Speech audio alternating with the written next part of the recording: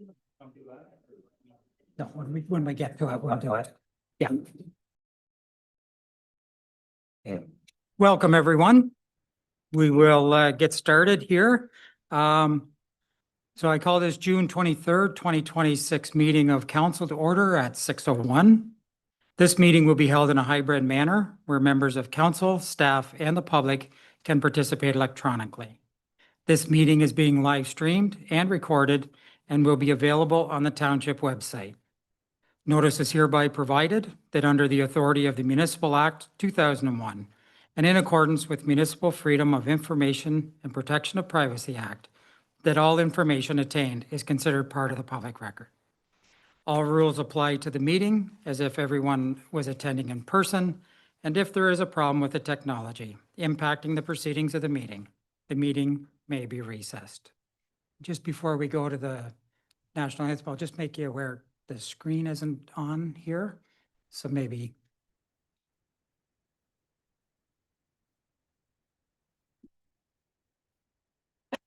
With two members virtually, I just want to be able to make sure I see the screen.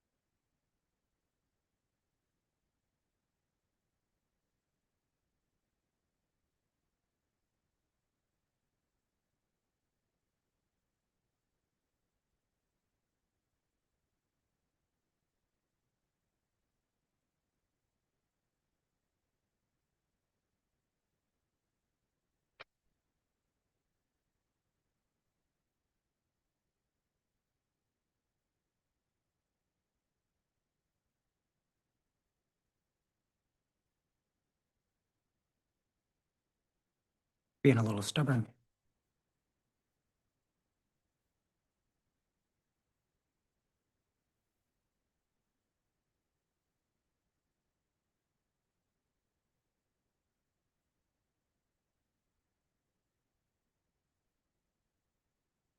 There we go.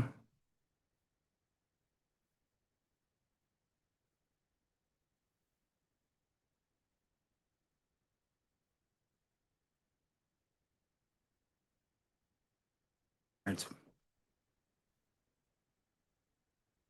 thinking about it now. It's good.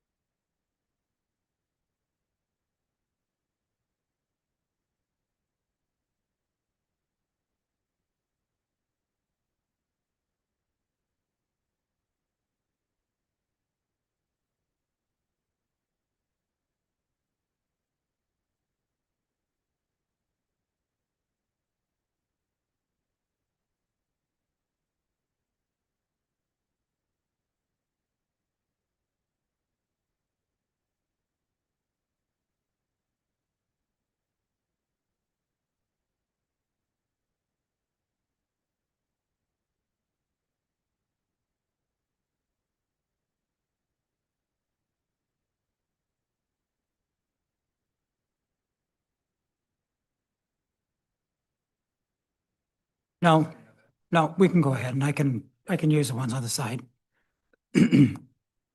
So I'll just let Councillor Ennis and Councillor Budrick know that the screen in front of me isn't working. So if I happen to miss your hand going up through the meeting this evening, please just speak up and we'll be sure and try again, okay? We'll keep working on it. So we should be good, but we'll go ahead with what we've got. Okay, so are we queued okay for the national anthem? Okay, so at this time, anyone who can, I'd ask to rise for the playing of the national anthem.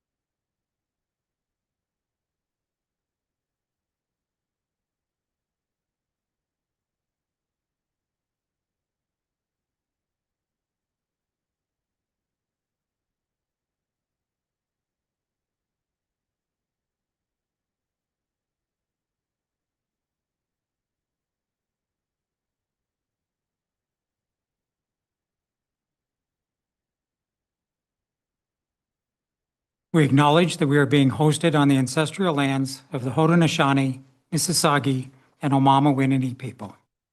We acknowledge and welcome the presence of all Indigenous people, including the Métis, Inuit, and other First Nations from across this vast land who also make this place home.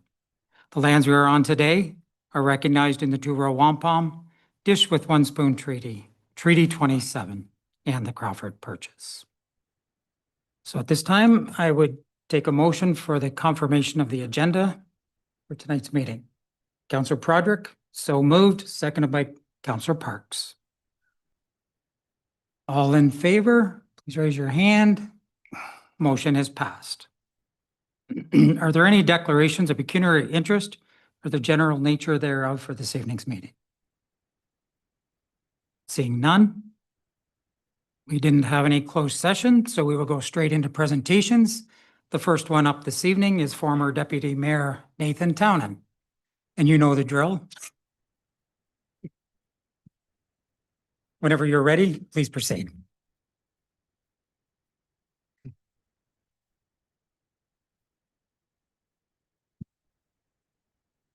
Good evening, Your Worship, members of council, staff, and the good people of Loyalist Township. I appear before you tonight to properly say goodbye, having by necessity resigned my elected office of Deputy Mayor last week. In my remarks that I gave to a special meeting of County Council last week, I went into some detail about the context, process, and ultimate decision I made to leave my elected offices.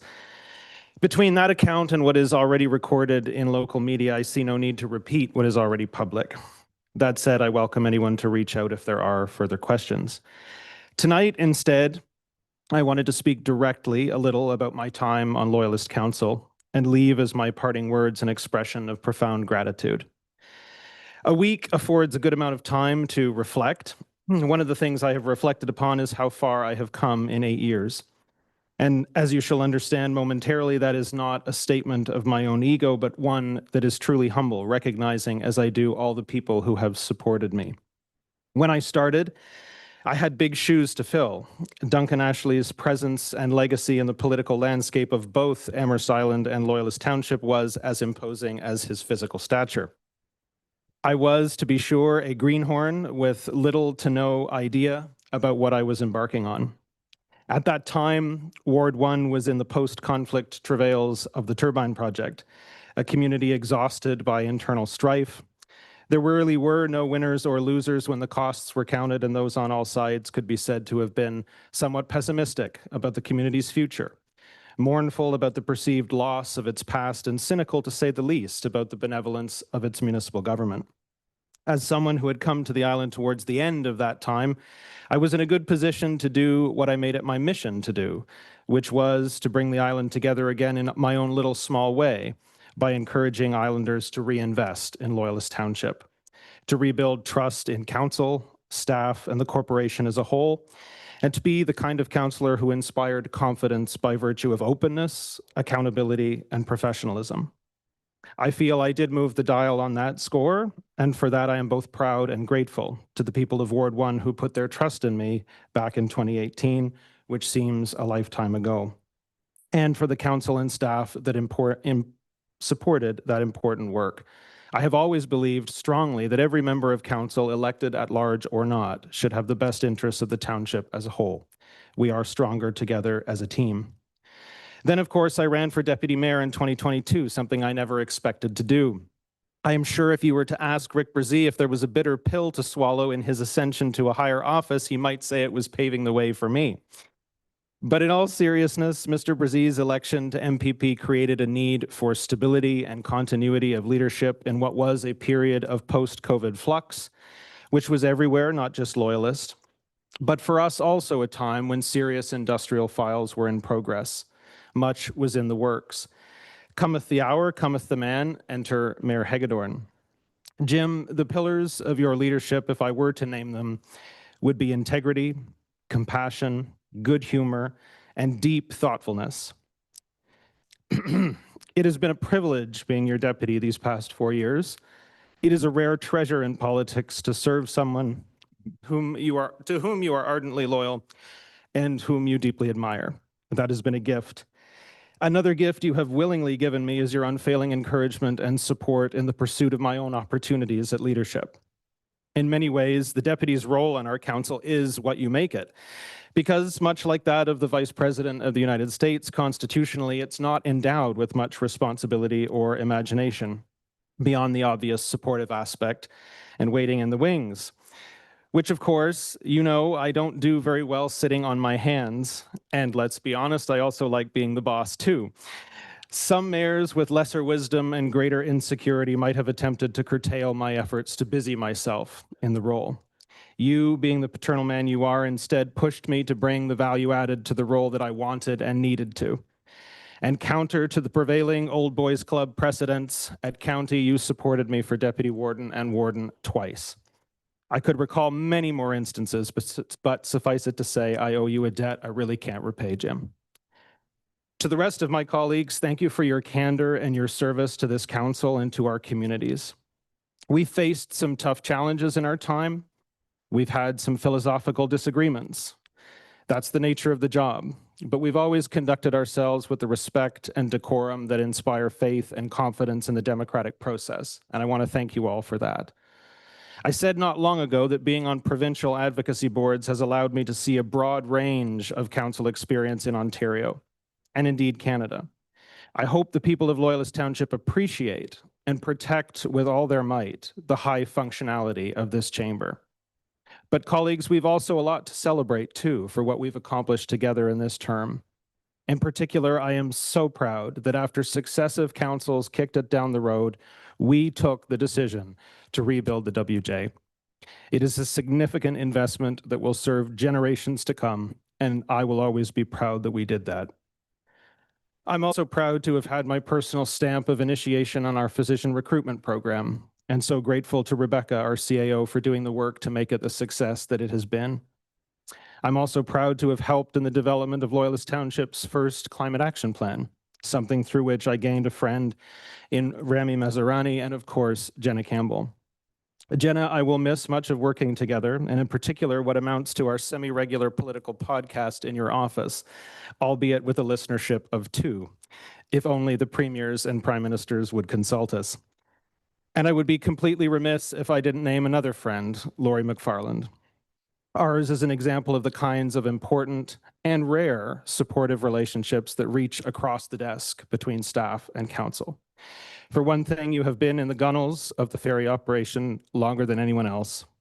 You and I have together been fiercely determined and in lockstep to see through what we knew to be in the best interests of our ferry users and residents, and we now have a fully operational electric ferry, docks, and terminals, when other places not so far away have far less.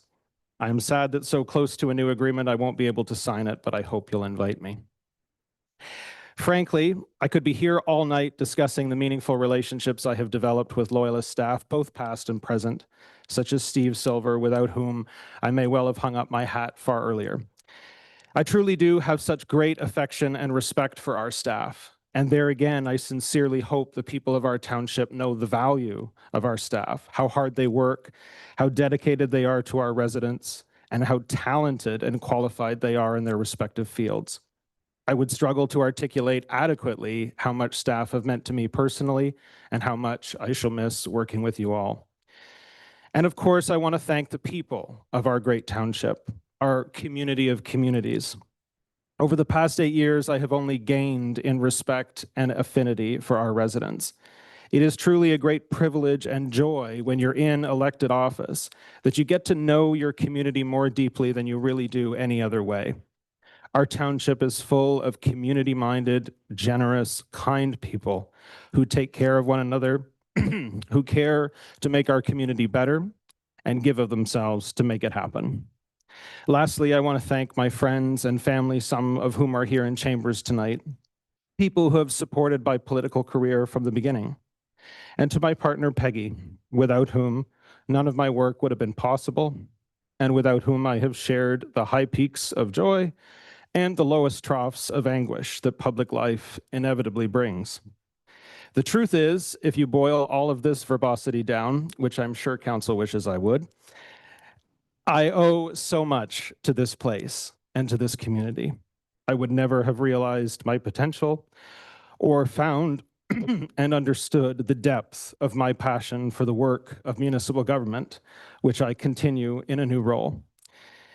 None of that would have been possible if I had not put my name on the ballot in 2018, and if it had not been for the people of Loyalist Township.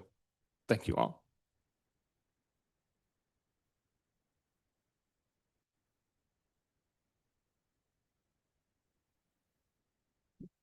It's Nathan, if you can just hang on for a second, I'll just see if council, are there any comments or anything for the presenter?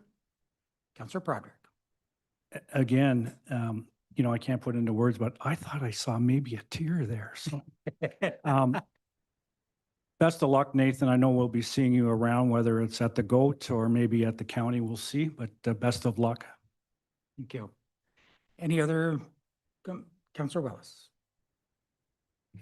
Thank you. Through your worship, Nathan, I want to first speak on behalf of the residents of Ward 1, which is Amherst Island, and thank you for your service as their councillor from 2018 to 2022 and your indefatigable work as the deputy mayor in getting the ferry going. And I don't know that people know how much work you were doing behind the scenes to make that happen with our staff. So for that, we thank you. You've represented the township at AMO, Roma, and as chair of public health and bringing that new organization together. We're very proud that you were representing Loyalist Township in doing that. We know that you will provide vision and leadership in your new role, and you've set a high bar for us who served with you on council and people who will serve in the future. A very high bar for integrity and professionalism. So wishing you all the luck. Hope we see you around sometime. Any other comments this evening? Seeing none, I just want to say thank you. It's 8 years. It's hard to believe, but here we are. And I do remember when you came on council, but I didn't have a clue who you were or anything about you. And we sat on opposite sides of the table, but we quite quickly realized that we did have a lot in common, even though we had a lot of differences. But we could always be adults, agree to disagree when the time came, and work together on the other times. I was also very pleased to see you become the deputy mayor. I'm glad that you are someone who does like to work and does like to help, because I leaned on you very heavily at times and turned over complete folders to you because I knew that you were the best suited to be able to advance them. And you did. You did very well.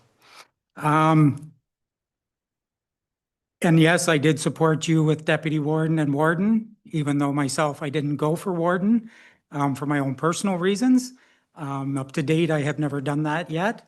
But I was very happy that you were in your leadership and the work that you did. It was immense. And it was not only across the province, but you also across the country at times. You dealt with situations that were federal, not just provincial. So it's going to be very different having an empty seat beside me. But the good news is we will continue to work together. You'll be with the county and we'll be working together, well, as long as I'm here, I'm assuming, to be able to advance the township and the county together and make the whole area a better place. So with that, I say thank you. And I would just ask if you would just come forward just for a moment.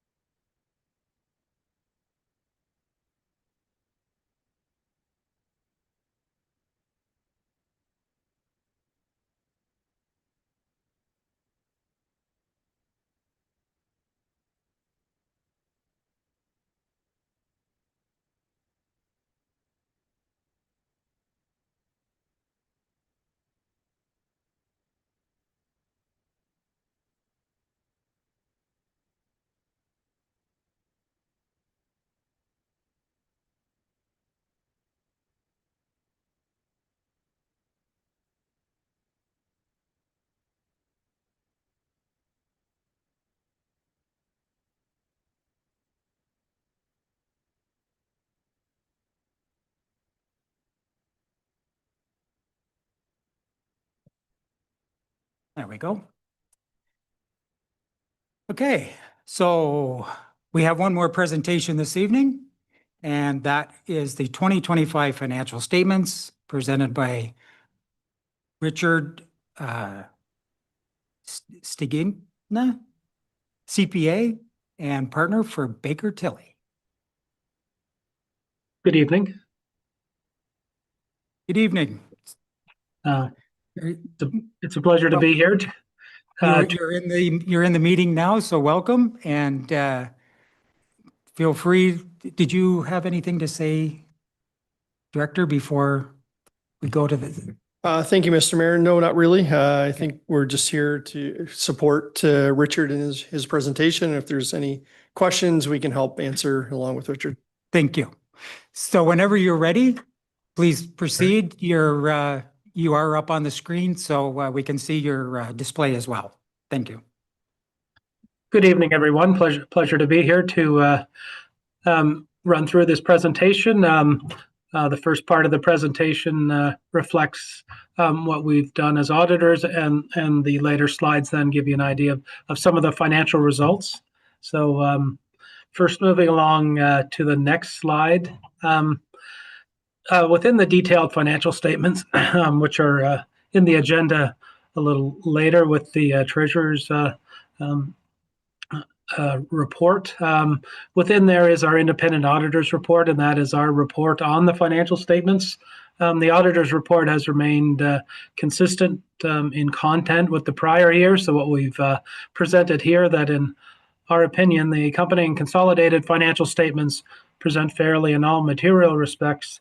The financial position of of Loyalist Township at December 31st, 2025, and the results of its operations and its cash flows for the year then ended in accordance with Canadian Public Sector Accounting Standards. So that is your standard clean, unqualified auditor's report.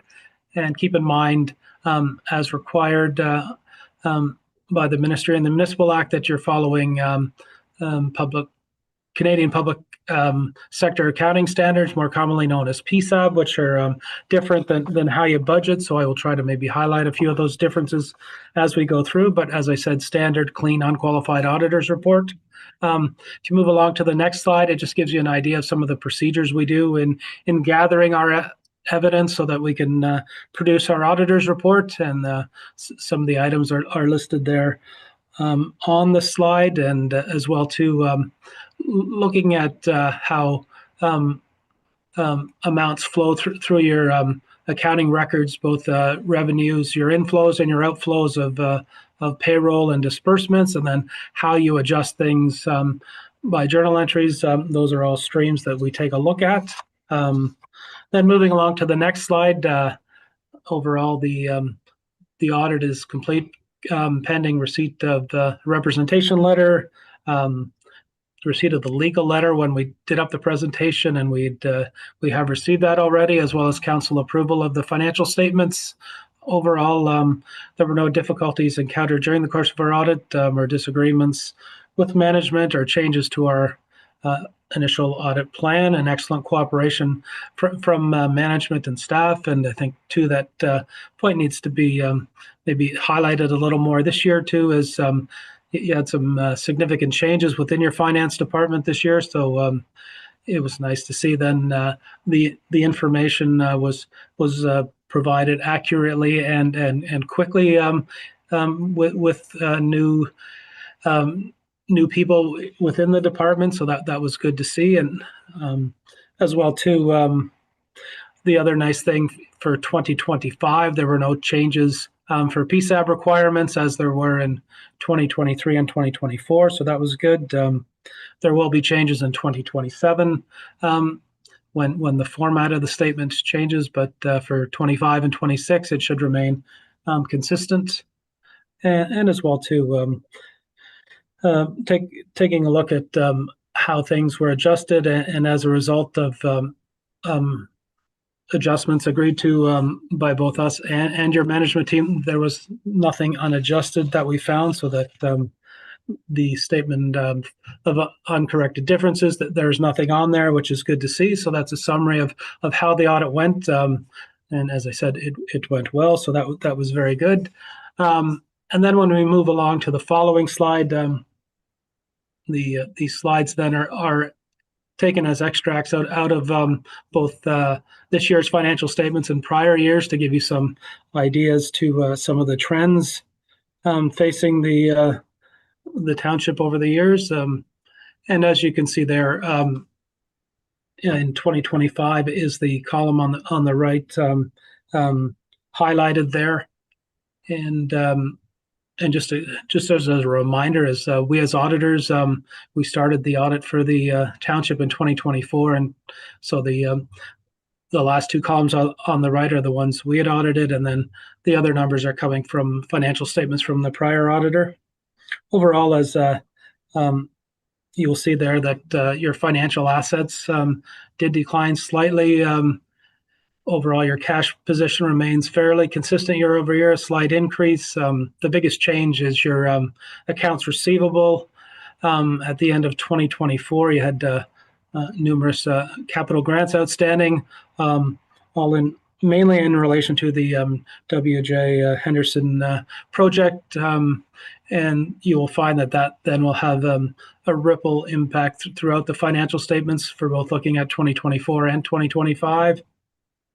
And then that number did go down for your receivables as you collected some of those grants, but you still have some more outstanding, still adding to that increase over 2023. Your taxes receivable went up year over year, and you can see there between 23 and 2025, it has moved around a bit, and in total, including penalties and interest, the amount outstanding at the end of the year was 10.4% of the total levy, which is just slightly above the low risk range that the ministry sets at 10%.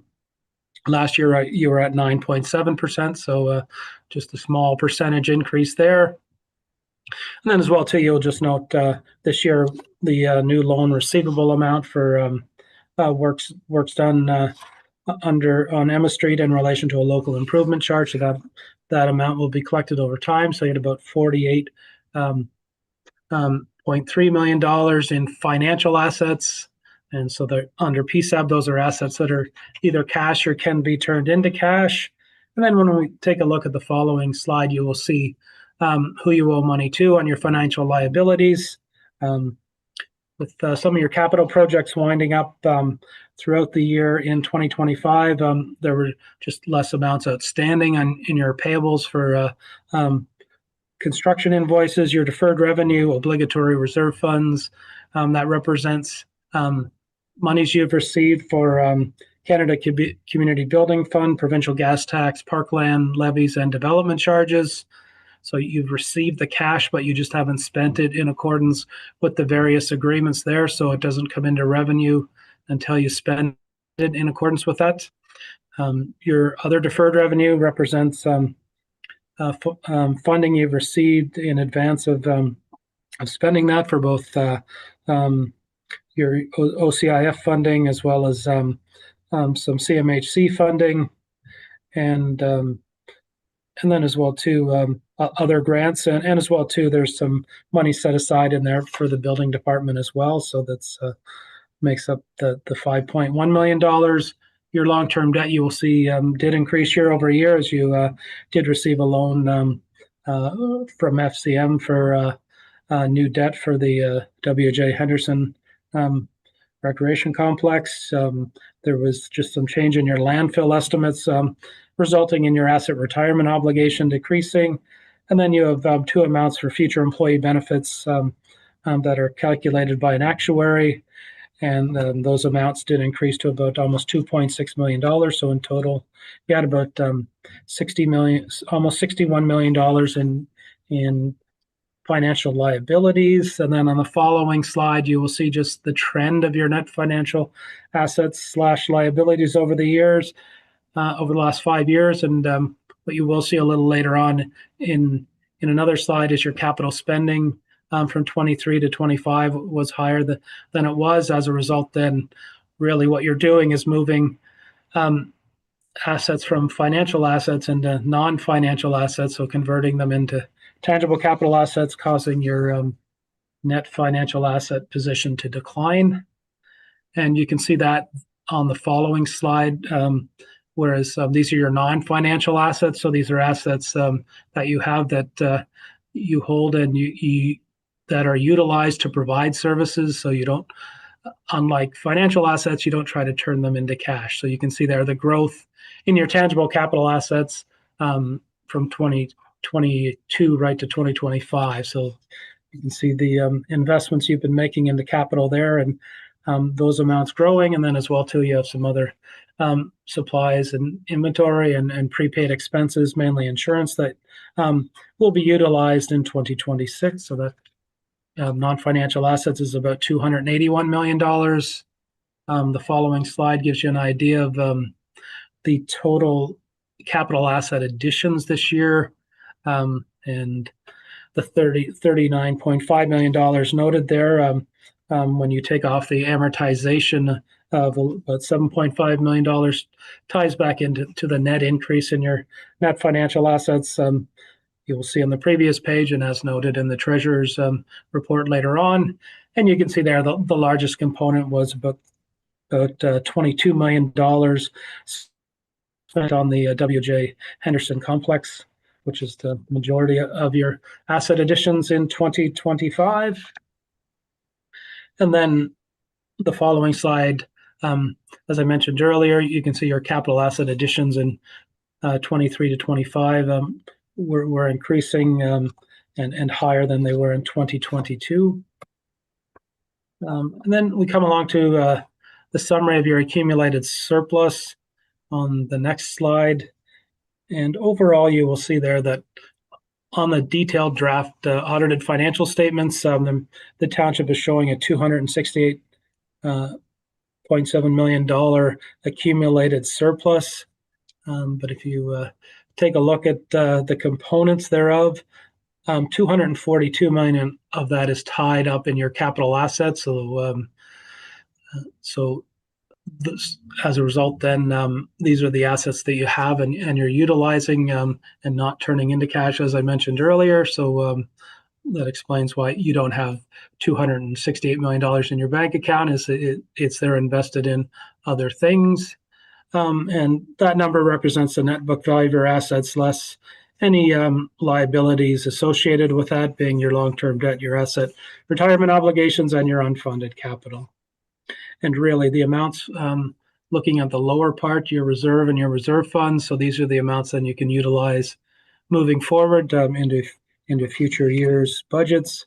And you can see there there's about a $4.1 million increase, and then the net increase of that is pretty much in the top line in your water and sewer line. So as for the rest of the reserves, even with adding a lot of capital this year, they remain fairly consistent. The following slide gives you an idea of your consolidated statement of operations, which breaks down your revenues and expenses on a PSAB-related basis, and then the lower part in the reconciliation gives you an idea of the items that are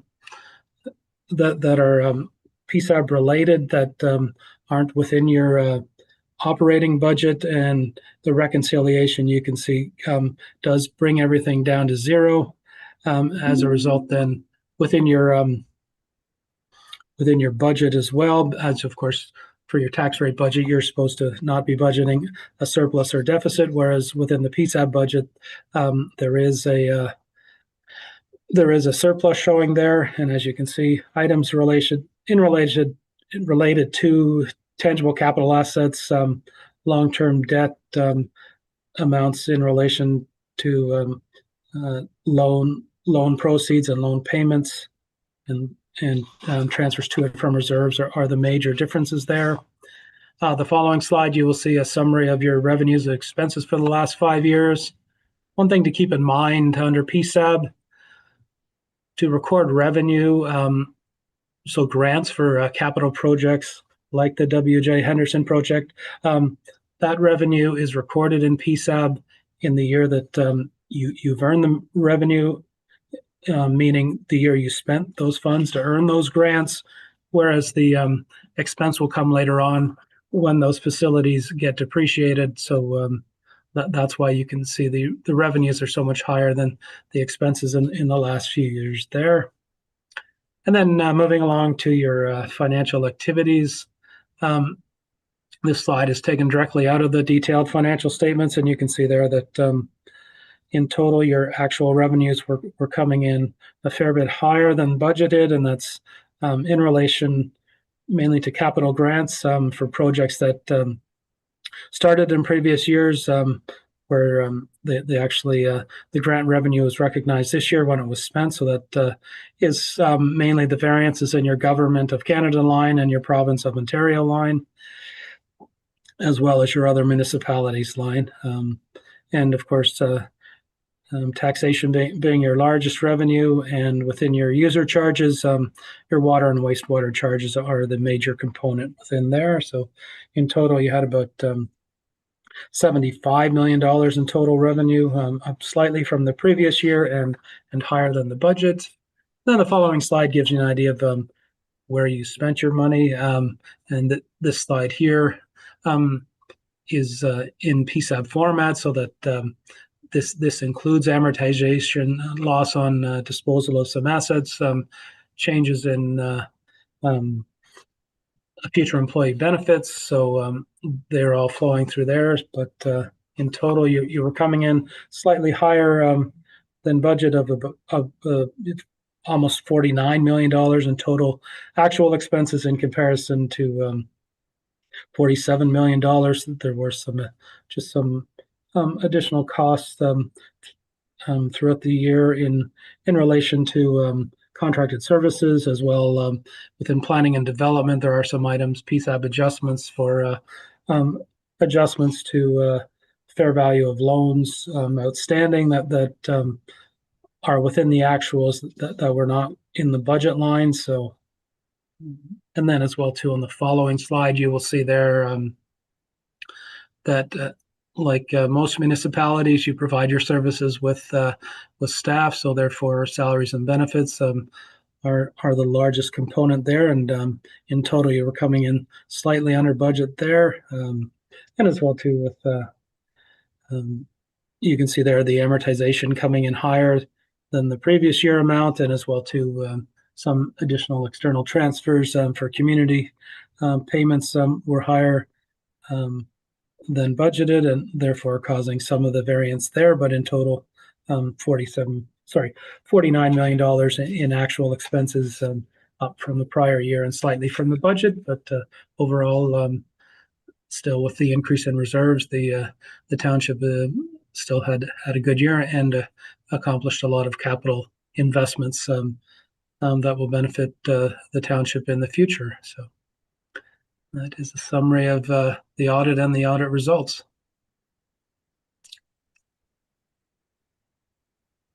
Thank you. Councillor, are there any questions related to the presentation?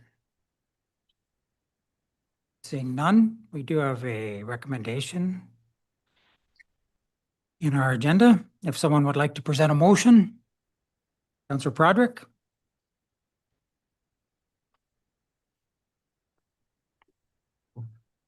I would make a recommendation that the 2025 financial statements presented by Richard Steginja, CPA CA partner from Baker Tilly, be received. So moved. Do I have a seconder? Councillor Willis. Comments from the mover? None.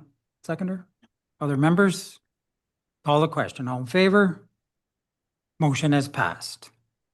Thank you for joining us and providing the information. Thank you. Okay, the next item up is statutory public meeting and recommendation report for Caitlin Corporation, Loyalist Estates, Phase 16, draft plan of subdivision D12-015 and zoning bylaw amendment D14-010, 2024. And I'll just read the preamble why everyone's coming up. A public meeting is being held in accordance with the provisions of 3412 of the Planning Act to consider a zoning bylaw amendment. Caitlin Corporation has submitted applications for a draft plan of subdivision and a zoning bylaw amendment. The proposed subdivision consists of 2 townhouse blocks for a total of 9 residential units. The proposed amendment to zoning bylaw 2001-38 as amended seeks to rezone the subject lands from open space zone to residential type 5, exception 23 holding zone to facilitate the development of the proposed 9 townhouse units. Council shall hear in person or by their counsel, solicitor, or agent, any person who claims to be affected by this application. So. Through you, Mr. Mayor, Yes. I'd like to give a quick overview of the proposed draft plan of subdivision and zoning bylaw amendment application for Loyalist Estates, Phase 16. The subject lands are already designated medium density residential in the township official plan, which permits the proposed townhouse use and are currently zoned open space. The zoning bylaw amendment would rezone the lands to a site-specific residential zone with a holding symbol to facilitate the development by introducing appropriate performance standards. Following the statutory meeting held in August 2025, staff completed a detailed technical review of the applications through which the proposed zoning was then further refined. The applications were circulated to all the applicable internal divisions and external agencies, and the comments received have been addressed and, where required, carried forward as conditions of the draft plan approval. The submission was supported by a full set of technical studies, which were peer-reviewed where appropriate.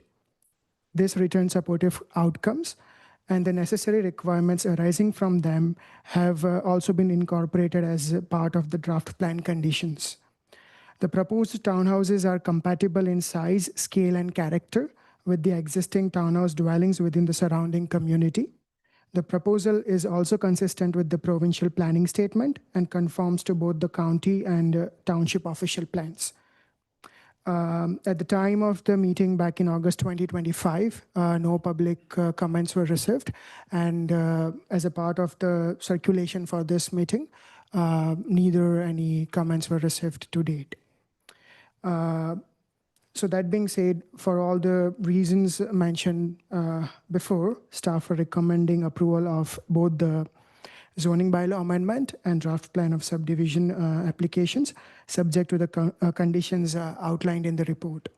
The consultant planner have also prepared a presentation to provide additional details, as well as to highlight changes made since the original submission. Thank you. Thank you.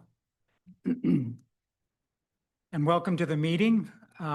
If you're ready, you can go ahead with your presentation.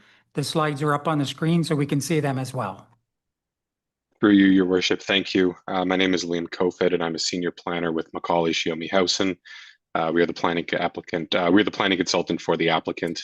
I think Avinash did a pretty good job of describing what we're here for today. So I'm just going to jump right into the presentation here. So next slide, please.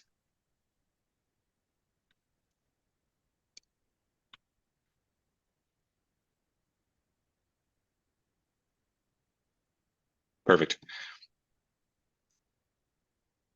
So phase 16 is an approximately 0.427 hectare piece of land located at the northwest corner of Country Club Drive and Loyalist Boulevard in the village of Bath. It's outlined on red in on the screen in front of you here. The map shown identifies phase 16 in red in relation to the overall Loyalist Country Club Estates master phasing plan. We are currently in the final stages of the application process, with this being a public meeting to provide an update on minor revisions made to the phase 16 development as mentioned. After tonight's meeting, comments will be considered with technical comments, and a resubmission will be made to the town shortly afterwards. As Avinash stated, the site is zoned open space or OP zone under bylaw 2001-38. The initial layout remains largely the same, consisting of 9 townhouse dwelling units on 2 development blocks. The plan shown is the revised concept plan. One of the additions is a servicing block identified as block 3 on the updated plan, and that's at the south side, just adjacent to Loyalist Boulevard. And this has been included to provide connections to other areas. Details with respect to building siting, setbacks, walkways, driveway locations, among other items, have been reviewed and taken into account for the zoning bylaw. As mentioned, the site is currently zoned open space. A zoning amendment is required to rezone to a site-specific residential type 5 exception 23 zone to permit, with a holding, to permit the proposed townhouse development. There were initially 2 different site-specific zones proposed, but they have been replaced with a simplified site-specific zone category. The key revisions to the proposed zoning are highlighted on the slide. A front yard setback to a dwelling unit has been increased to 6 meters from the previously proposed 4 meters. The exterior side yard setback is now currently 3 meters, being requested at 3 meters, and this is to accommodate the servicing block. There is also relief requested from section 4.27C6 of the township's bylaw, which was related to the minimum separation requirements of a driveway from an interior lot line. There are 2 instances where 2 of the units have a side-by-side driveway, and as such, relief is required in this case. All other provisions remain the same as previously proposed. The slide before you provides an overview of the updates discussed. The applicant and township staff have worked together diligently with respect to the detailed review of the conceptual site plan to ensure all key elements are captured within the zoning bylaw to avoid the need for any future variances or modifications.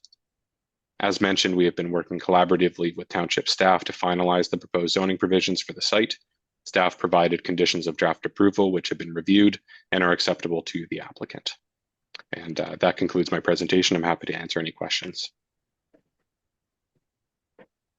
Thank you. So I looked at council. Are there any questions for the presenter at this time? Seeing none. Thank you for being here. And we are going to go ahead with the public meeting now. Thank you. Thank you. So the format that I'll use for this is the same one I use for all of them. We will go in chambers first. And anyone that wishes to speak to this can come forward and provide us with your information.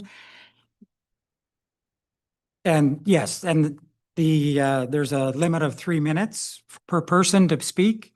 And then I will go into the virtual audience and ask the virtual audience if there's anyone that wishes to speak. If there is anyone in the virtual audience that wishes to speak, we just ask you use the raised hand feature so that we know to bring you into the meeting. So in chambers, is there anyone that wishes to speak to this item this evening? Yes, please come forward. You can have a seat right at the front here. If you just push the button so that the light comes on, then the virtual audience can hear you as well. Either one, wherever you like.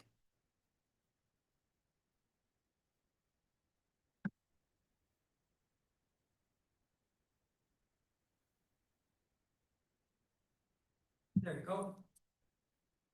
Good evening.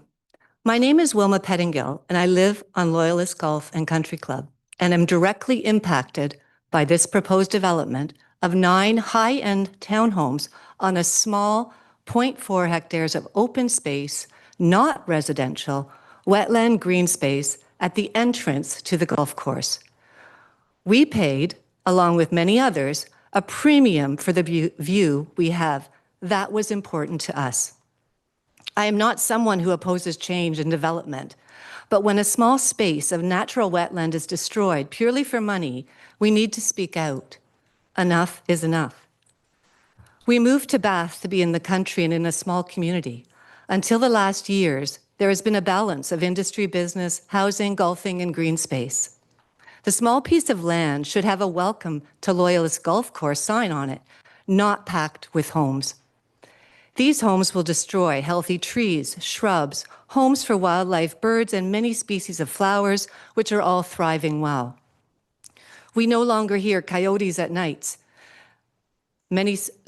See deer on the course and have raccoons entering homes because housing development has taken theirs. When I see a neighbor walking over to feed the rabbits or the golf course team protecting turtle nesting in a sand trap and spraying cautiously to kill dangerous weeds but not others, we know we are in a community that cares and wants the balance with nature. Many making the decisions do not live in Bath or on the course and do not know what our community means to us. Have we been surveyed and asked views on this development? Have our elected officials come and talked to us in person who are directly impacted? I have not been asked. Many other surveys, as alluded to before my speech, have been completed, and there is always a way to justify development of this nature. Will we continue to lose power often as we did this past year? Will our water frequently be turned off? Will policing issues continue to rise? Will our fire ambulance services be at risk? Will parking and cluttering of our streets continue to escalate? So many questions that impact those of us who live in the area.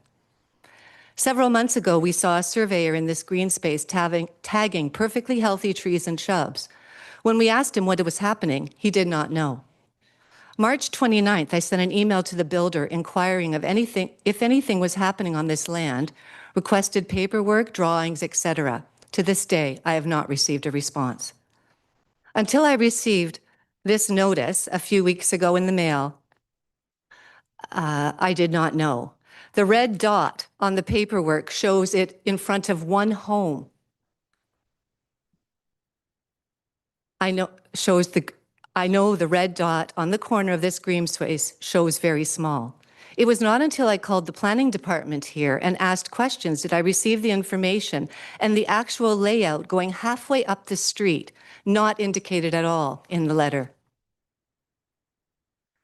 So here we are tonight. Just because someone has power, money, approvals to do something does not mean it's the right moral thing to do, especially when money is involved. Where is the integrity of the builder offering a premium lot and not honoring that? I hope those in the position to approve, not approve projects reflect on this and turn down the proposal. The Deputy Mayor spoke earlier this evening about community, mindedness, integrity, and trust of council. I hope that reflects in this issue as well. Thank you for your time. Thank you. I have a second letter from a neighbor who isn't able to read it. Is that something that I am able to read? I'll allow it as a second The individual is here. They And- forgot their glasses. Okay. And the one thing I did want to mention is whoever speaks this evening, there is a board out in the hallway. If you could just please make sure and put your name down, and for the one that you're speaking for as well, if you could add their name so that we have the list of people that did present. So please proceed. We live at 101 Britannia Crescent in Bath, across from Caitlin's 9 Townhome Project 16 development. We would like you to consider some important facts before approving this building project. The land being considered is a wetland wooded area offering protection to wildlife. Developing this area will leave the animals nowhere to live and be safe. This small parcel of woodland is the only green space left in our community.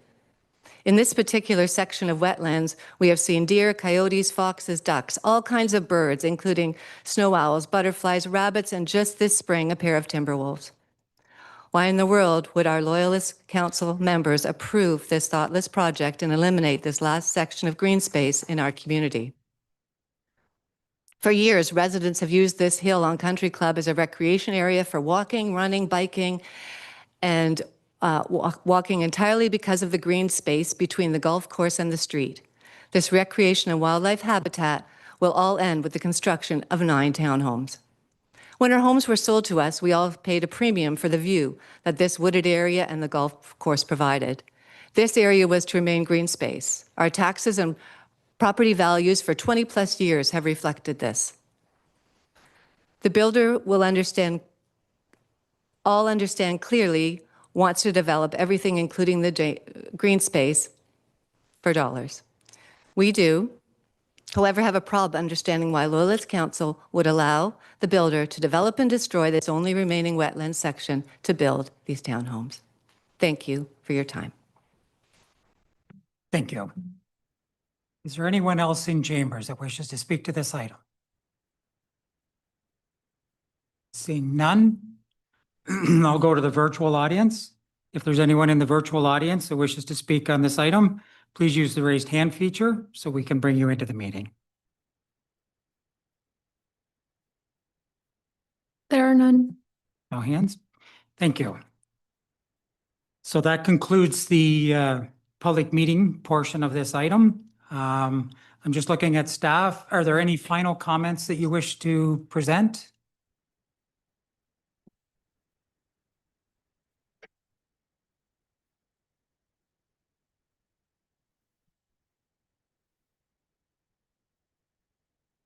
Through you, Mr. Mayor, I'll try to cover as much as I can, and Andrea and Luke, if you want to fill in the gaps, that would be appreciated. To start with the first comment about non-residential wetlands, the subject property specific to the phase 16, which is the scope of the today's application, approximately 0.4 hectares in area, is already designated medium density residential, and the official plan is already in place since years. It is also a part of existing golf course land, which is a private property owned by Caitlin Corporation. So I think the only reason these applications were required was to rezone from open space, which is the current zone, to a residential site-specific zone, and to fragment the land further as a part of the draft plan of subdivision. As a part of the complete applications, we have got environmental impact assessments, which confirmed that there are no environmental protection, species at risk, or any other vegetations or woodland at risk or within 120 meters of the subject property. In addition to that, neither of the official plan or zoning bylaw designates or zones this land as environmental protection, or even the land does not fall under any environmental sensitive areas, overlay, or regulated features. The application was also circulated to CRCA, the Cataraqui Region Conservation Authority, and they have also provided supportive comments for the development. In addition to that, all the studies, including noise, traffic, were done as a part of the complete application, and the supportive comments have been provided. I think the question about the wetland and wooded area was common by both the presenters. So I tried to answer that. Coming to the recreational area and especially the sidewalk component, during the construction, there would be some damage to the existing sidewalk, but as a part of the draft plan conditions and through the final design of the subdivision, the exit sidewalks would be reinstated, which would form a part of the public right-of-way or property. So the public will have access to that portion after the development as well. Other than that, all the properties have integrated garage and driveways, so sufficient parking as per the current zoning bylaw parking performance standards.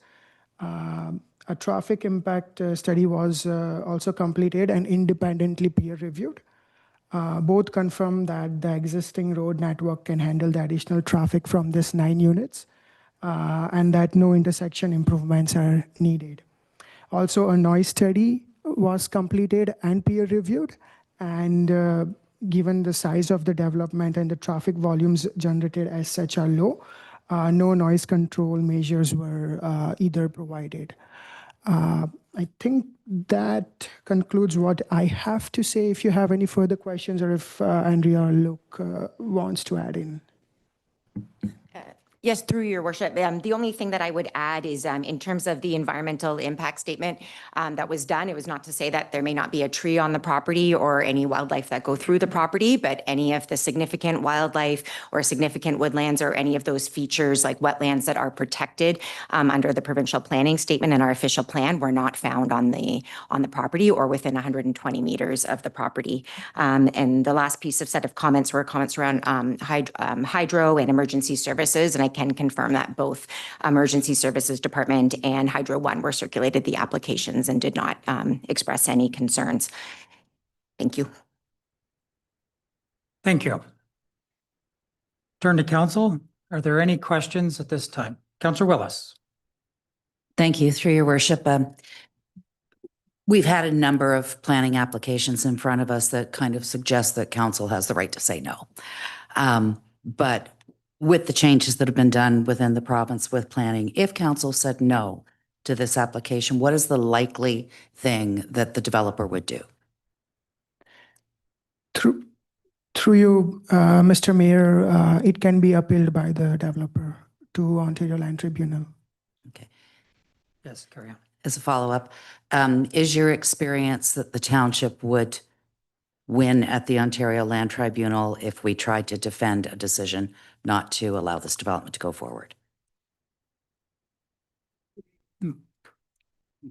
Oh. Through your worship to Councillor Willis, I don't think I can confirm what the board would decide, but what I can confirm is that typically when applications are appealed and staff support the application, staff would be subpoenaed by the applicant in order to speak in front of the tribunal. So in our professional opinion, it's consistent with the provincial planning statement and conforms with our official plan. Thank you for that. Any other? Councillor Parks. Thank you. Through the mayor, just as a follow-up to staff. When that happens and township is responsible to defend the action, there's costs associated with that, legal costs. And that's paid by the taxpayers, correct? Through your worship, if council wanted to then defend it again at the Ontario Land Tribunal against the applicant, then it'd be responsible for retaining legal counsel as well as retaining their own professional planners, as staff wouldn't be able to represent the township. Any other questions this evening for staff? Seeing none? Thank you. Oh, Sorry. yes, Councillor Parks. Thank you. Just one more through the mayor. In regards to, one of the ladies had made a statement in regards to the development going halfway up the street. Can you, do you know how many houses would be affected from the east side of the street? Through you, Mr. Mayor, it's starting right on the corner at the intersection of Loyalist Boulevard and Country Club Drive. It goes to the north to the Britannia Crescent, and a couple of houses beyond that is where the 9 units would end. Yeah. Okay. Okay. We're discussing now to make a motion. The public meeting had closed. Okay, any other questions this evening? Seeing none, I will look to council to present a motion. We do have a recommendation if that is what you wish.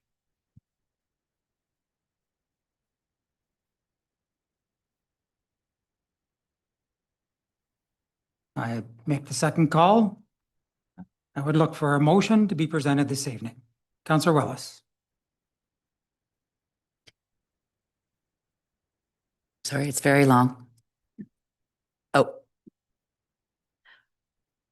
I move that the report from the Development Services Division, June 23rd, 2026 Republic meeting and recommendation report 2238052, Ontario Limited Caitlin Corporation, Loyalist Estates, Phase 16 Draft Plan of Subdivision, D12-015, zoning bylaw amendment be received, that bylaw 2026-33 being a bylaw to rezone the property found in part of lots 8, 9, and 10, concession 1 and broken front concession, and part of the road allowance between concession 1 and broken front concession designated as parts 1, 2, 3, 4, 5, and 6, reference plan 29R-7458, save and accept part 1 on 29R-8211, part 1 on 29R-8210, part 1 on 29R-11377, subject to an easement as in LX 132826, former Village of Bath, now Loyalist Township,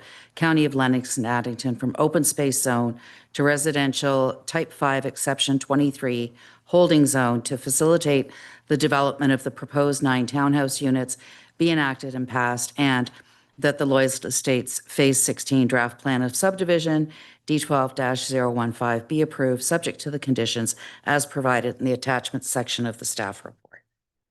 So moved. Do I have a seconder? Councillor Parks. Mover, any comments? I am not dull to the impact that this has on the people that are the homeowners in this area.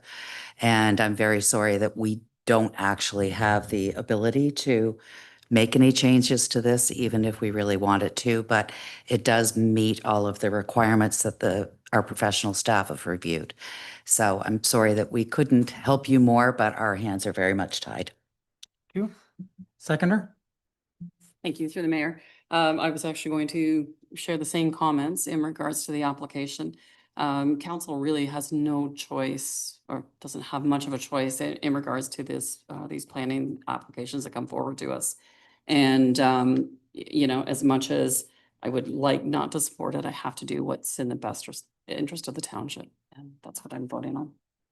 Thank you. Councillor Proderick. I won't repeat what's already been said, but I will say this, that, and this is not the first time I've heard this, that unfortunately, Ms. Pettingale mentioned buying the property for the view and the moral of that. And unfortunately, the builder has decided that that's not in their best interest, I guess. And we can't control that. And again, The CRCA has, in the package, has no objections to the approval, official plan, zoning, et cetera, a staff report that recommends it. And the bottom line is OLT. We've had 2 opportunities in this term of council to deal with them, and we're batting 0. And I think, again, that's a tough hill to climb there.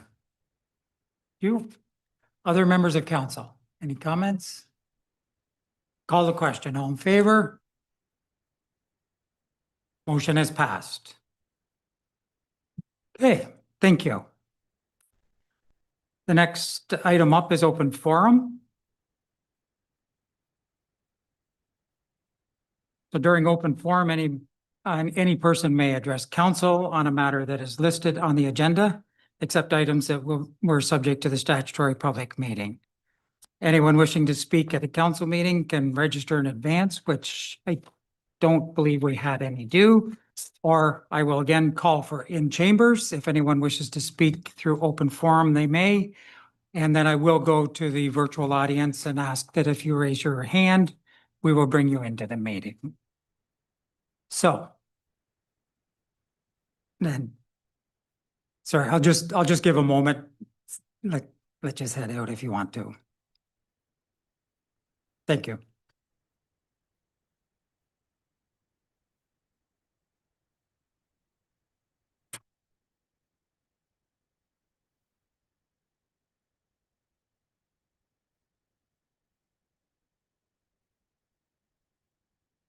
Okay, so I will open it up in chambers for open forum.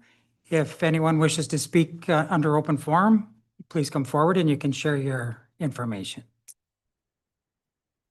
Seeing none, I will go to the virtual audience. If there's anyone in the virtual audience that wishes to address council this evening, please use the raised hand feature and we can bring you into the meeting. There are none in the virtual audience. Thank you. That concludes open forum. Next is delegations and Mike Costa with the Sherwood Road Bus Shelter alteration. And welcome. Once it's ready, you can just have a seat and push the button so the lights come on, and then the virtual audience can also hear you. And whenever you're ready, you can just go ahead.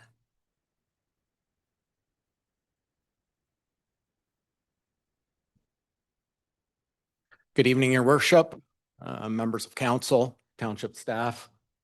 My name is Miguel Costa. I'm more commonly known as Mike. I live at 42 Briscoe Street in Amherstview. I have lived there with my family for 24 years. It is my second home in Amherstview. My delegation tonight focuses on the reconstruction project on Sherwood Avenue and Park Crescent, in particular, the sidewalk and bus stop improvements. I will note just before I proceed, you will note the first image there shows the billboard that is placed at the intersection of Manitou and Sherwood and Amherstview. You will note on that billboard, there is no reference to sidewalks being done anywhere. I want to be clear. Oh, this isn't going. My 10 minutes is ticking. I want to be clear that this is not opposition to infrastructure renewal. I've lived on that corner for 24 years. I have seen my neighbors struggle in the wind and the rain and the snow and the cold, waiting for the bus. I have seen neighbors with mobility issues have to wait out on the road because there's no access for them to use buses. This is a problem. We need to fix it. My concern is not the project. My concern is the gap behind how this project was presented to you as council for your review and approval and how the work is actually carried out. These impacts go beyond what is reasonable and what I think reasonable-minded residents of Loyalists and Canadians, and I respectfully would say our courts, would expect from routine like-for-like replacement. My goal is to ensure that you as council understand these impacts and your decisions, what they have done to the enjoyment of the property to my family and myself. I think this is more about the process, and that the process as currently designed will not give us outcomes you hear tonight what happens when processes don't really work.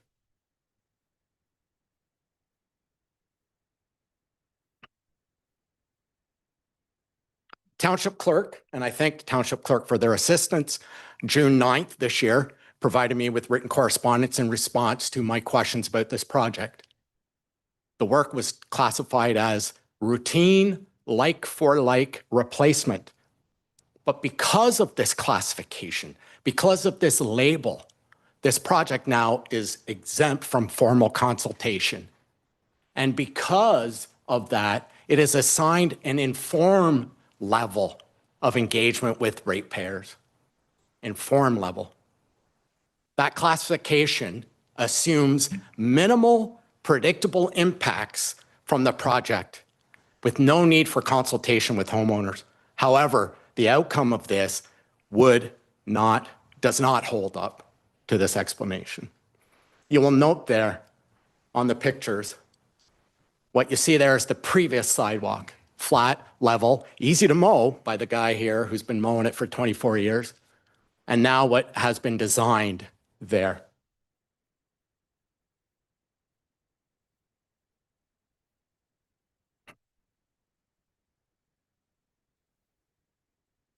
Residents were notified.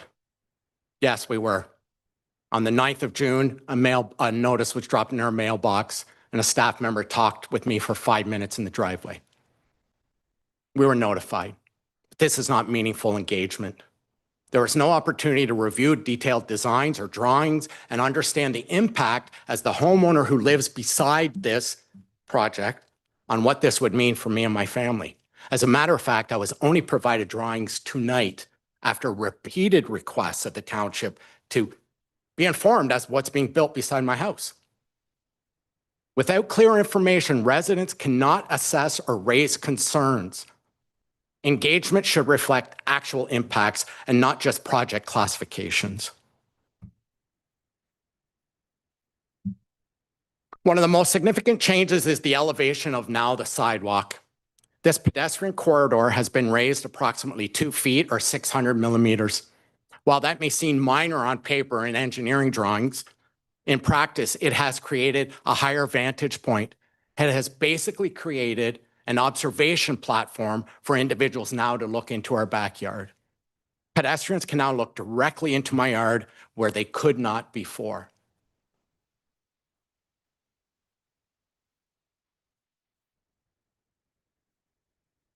For over 25 years, my backyard was private and fully screened. That privacy was a stable, established condition. Today, key areas, including our hot tub and main sitting areas, are completely visible from the sidewalk. This represents a fundamental change in how our property is experienced and enjoyed. You'll notice there in the photos, the first picture is my wife sitting on the balcony on the back of our house. This is from the height of what the previous sidewalk was. This is now, the second picture is now what is visible from the new sidewalk that's been developed.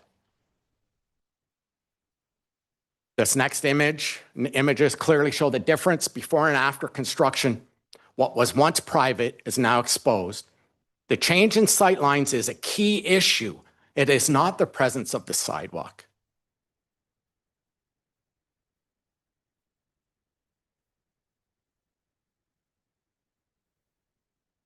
This has permanently changed how we use our property. Activities that were once routine now require awareness of public visibility. It affects comfort, privacy, and our own sense of security in our own backyard. These are lasting impacts, not temporary construction issues.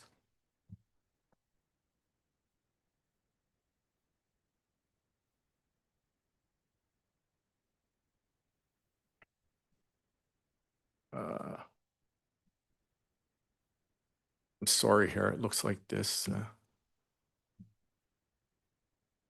Yes, here we are. Beg your pardon.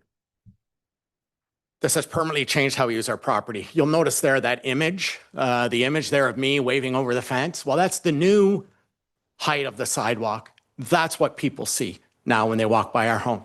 My 6-foot fence is now effectively a 4-foot fence.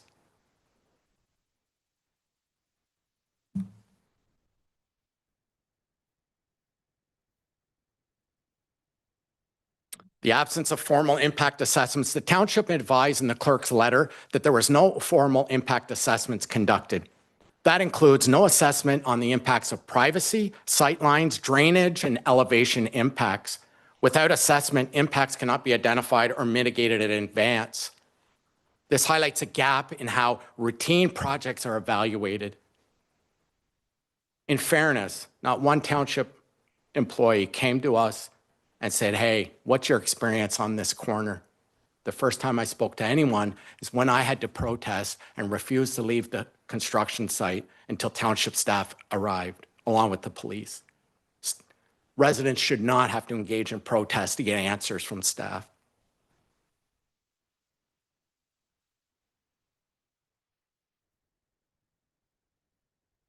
Information sharing. Sorry, this appears to have come in twice. Information sharing and design transparency.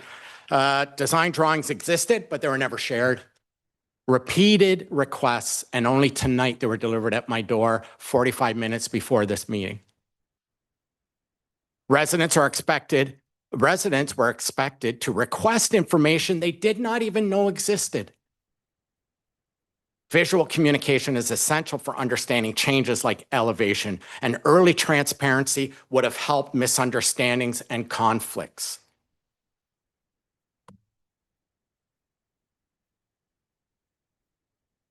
This delegation acknowledges that informal discussions with township representatives did occur, but respectfully, these were not sufficient. A 5-minute discussion, casual discussion in one's driveway is not a sense of informing a resident on the potential changes to a property immediately beside theirs. Residents need explicit details to understand measurable changes. Engagement quality, not just quantity, is what matters. It's not the amount of doors you knock on and notices you hand out. It's the conversations you're having with those people and how you're informing residents of what's happening.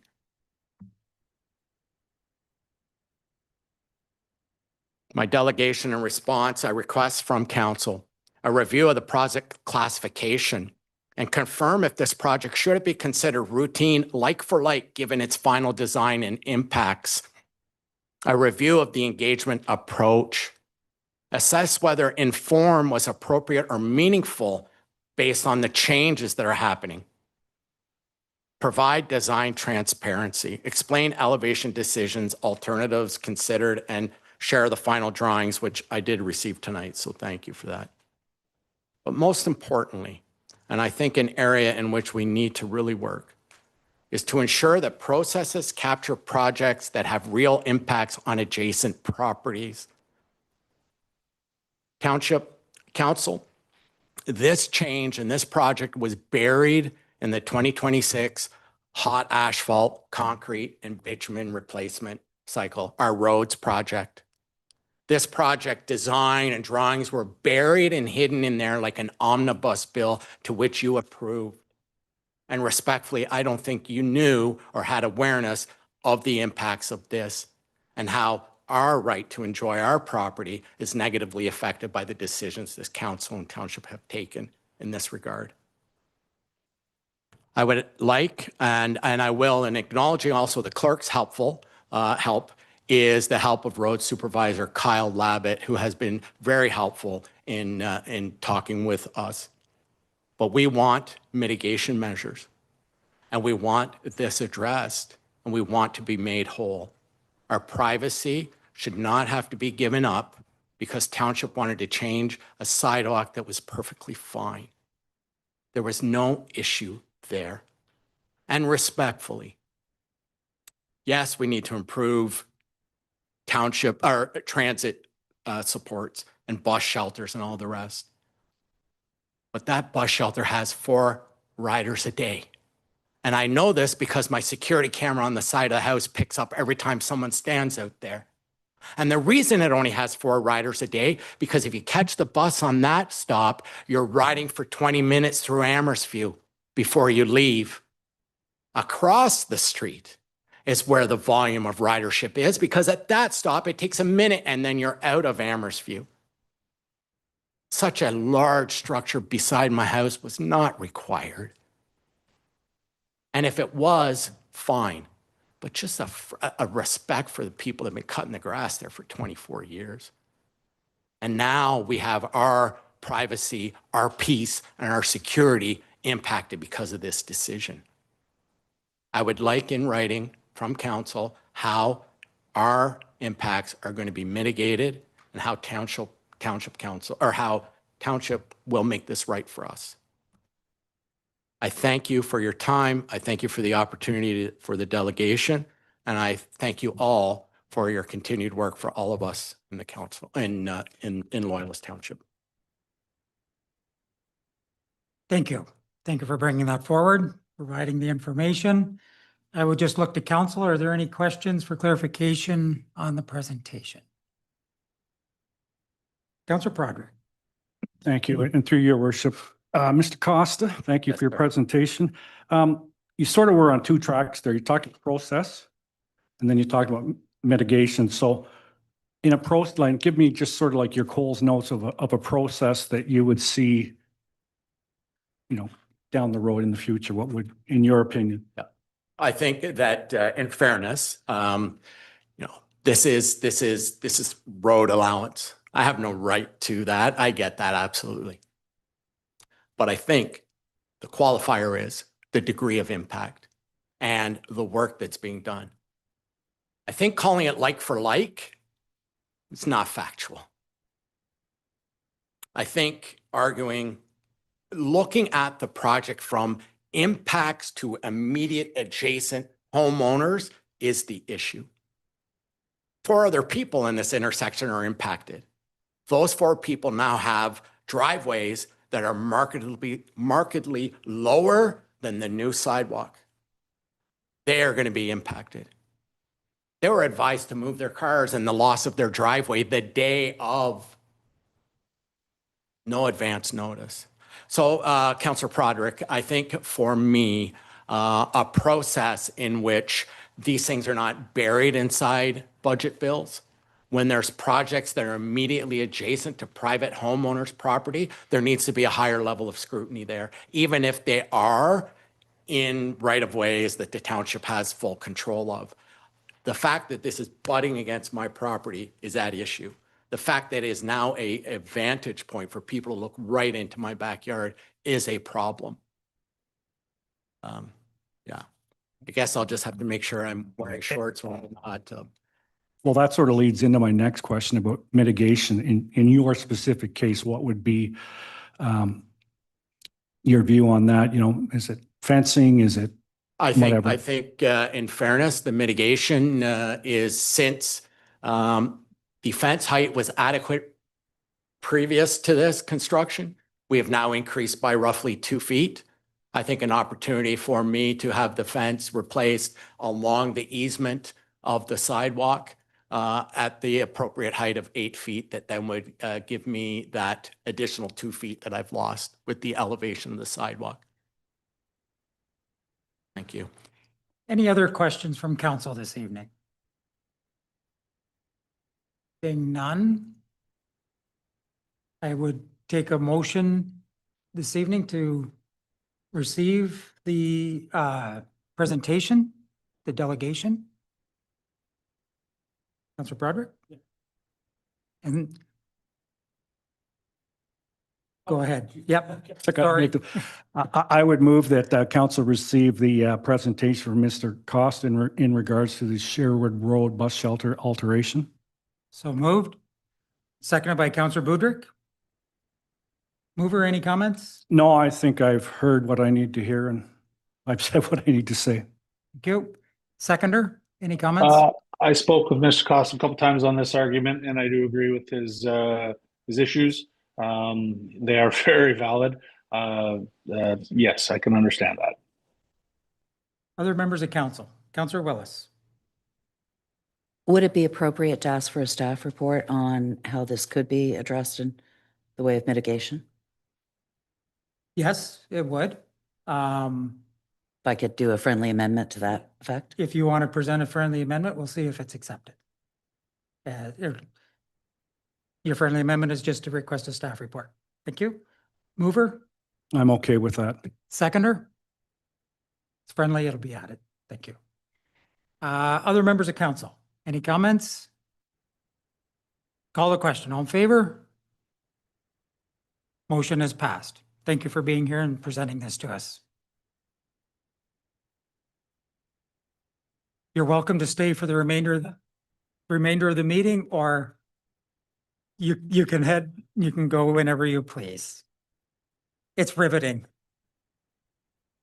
Next item up, 2025 audited financial statements.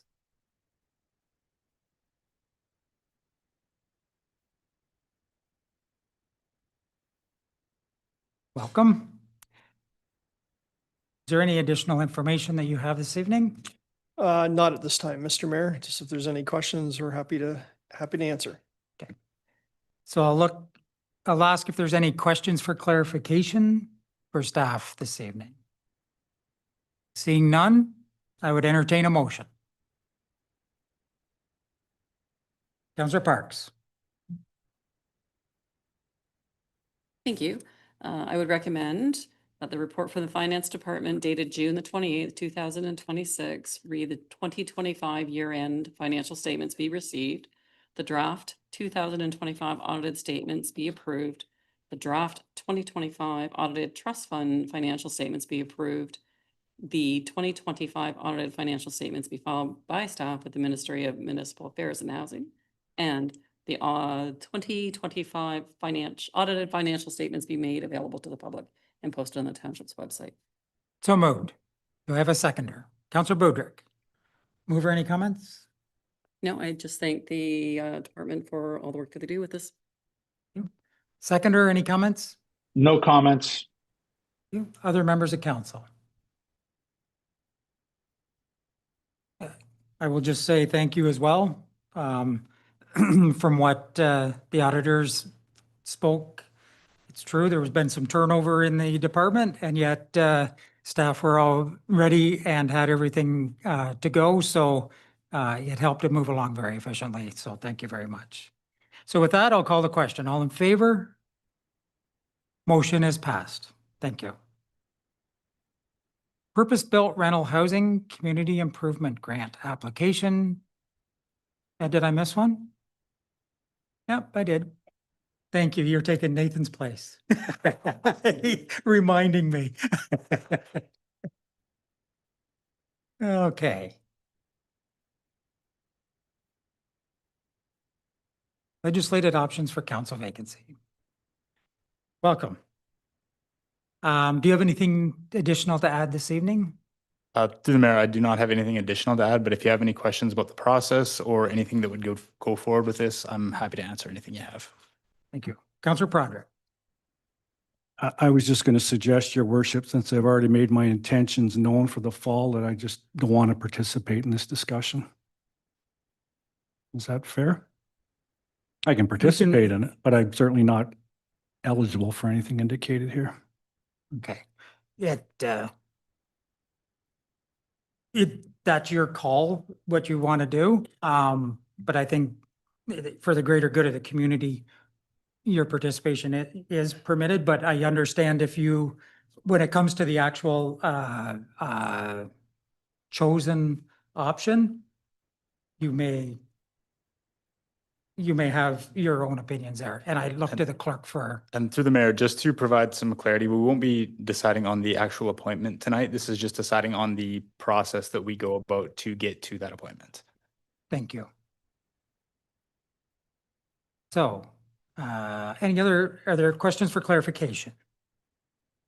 Seeing none, I would entertain a motion this evening. Councillor Willis. Thank you. Through your worship, I would move that the report from the Clerk's Division dated June 23rd, 2026, re-legislated options for council vacancy be received, that council receive Deputy Mayor Nathan Townend's resignation letter dated June 15th, 2026 in Appendix A, that pursuant to Section 262 of the Municipal Act, council declare the office of the Deputy Mayor vacant, and that council direct staff to undertake option 1 to fill the Deputy Mayor vacancy for the remainder of the 2022 to 2026 council term. So moved. Seconded by Counselor Parks. And I would just, with choosing this option, I would just ask that any council member that has a suggestion, if this passes, that reach out to the clerk, probably by the end of this week, if you could, so that he could compile the list and start acting on it, rather than put names out in a public meeting. So mover, any comments? No, just and for the sake of the public that don't know what option one is, perhaps it's that council may direct staff and or council members to propose the names of individuals who may be interested in filling the vacancy who have previously held a position on township council or senior leadership. I just think this is the cleanest way to address it, given how close we are to an election, and it leaves the current councillors to do whatever they're going to do. Thank you. Seconder? I just share the same opinion. I think this is the best option that's available, just because of the tight timeframe, with the elections coming. Counselor Prater? I'm just not clear, and just so I know, senior leadership is defined as what? What we've set out is either former chief administrators or directors would be available if their name was put forward. Other members of council? Any questions or comments?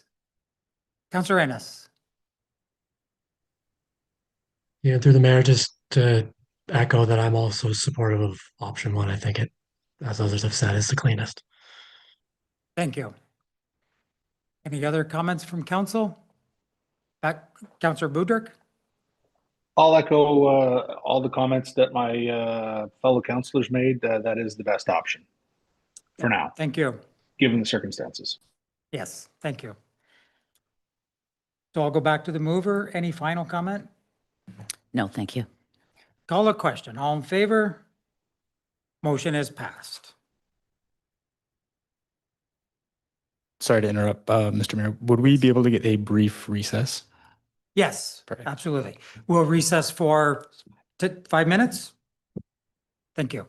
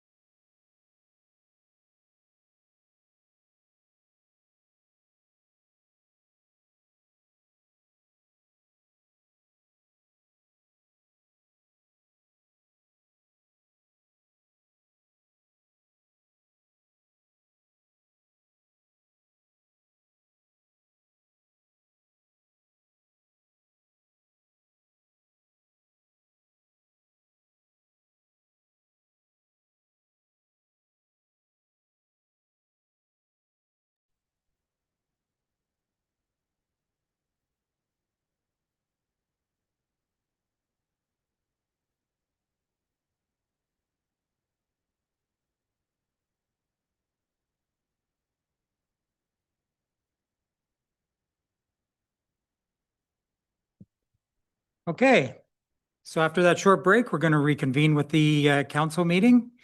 The next item up is the proposed amendments to the affordable and purpose-built rental housing CIP.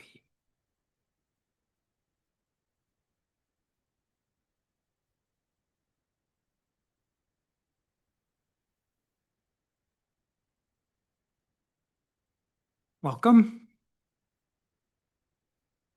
Did you have additional information to share this evening? Just happy to entertain any questions from council. Thank you. So with this, I'll ask if there's any questions for clarification before we bring a motion onto the floor. Seeing none, I would entertain a motion. Councillor Prodrick.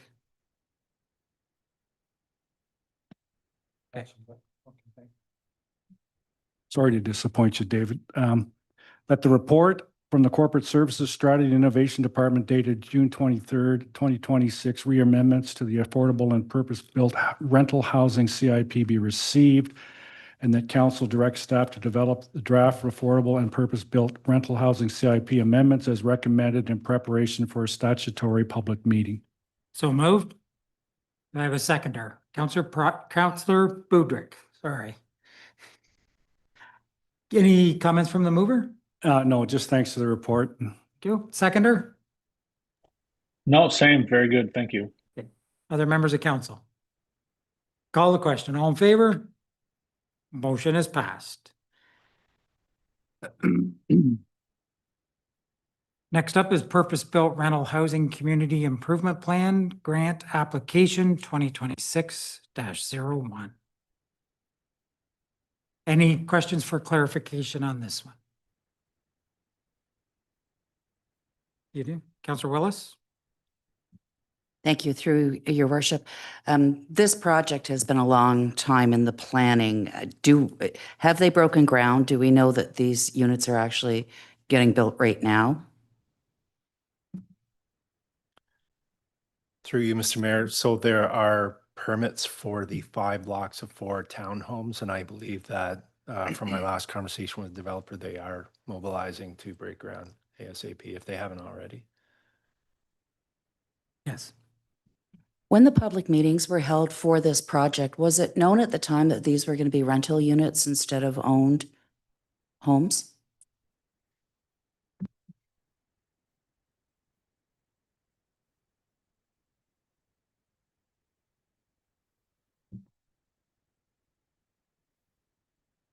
Through your worship to Councillor Willis, if I recall correctly, I don't think the tenure necessarily came up as much. They were semi-detached homes, was the original intent, and then just shown visually as such, which the typical would be the 1 unit on each side. Since that time, the developer is proposing additional residential units, which comply with the zoning bylaw. So they are able to do that, even though that may have not have been his original plan. Councillor Thank you. sorry, you're done? Councillor Broderick, did you have a question? Hey, just one question on Schedule D for my simple little world. Can you just explain in layman's term the idea of the default per dwelling unit, what that means? I'm just looking, like, I interpret it as that's what's due every year, and if you default, like, I don't know what the default is throwing me off. Sure, it's through you, Mr. Mayor. So this table shows that in the year that a default occurs, that's how much per unit would be paid back as a one-time payment. So if they defaulted in year 3 for all 20 units, it would be 20 times that figure. Yes. And just in the terms of the default, are we talking, so they have basically broken the 15-year rental tenure? Is that what a default is? That's one example, or demolished the unit or started using it for Airbnb, like short-term accommodation rather than long-term. Thank you. Okay. Any other questions for clarification? Seeing none, I would entertain a motion. Would someone like to put it on the floor? Councillor Broderick. Sure. Recommend that the report from Corporate Services Strategy Innovation Department dated June 23rd, 2026, repurpose-built rental housing community improvement plan CIP grant application 2026-01 be received, and that council approve the PBR CIP grant application 2026-01, utilizing available Housing Accelerator Fund budget resources as recommended by staff, and that the mayor and that council authorize the mayor and CAO to execute the attached CIP agreement that details the terms and conditions for the property owner to adhere to in order to receive the grant. So moved. Do I have a seconder?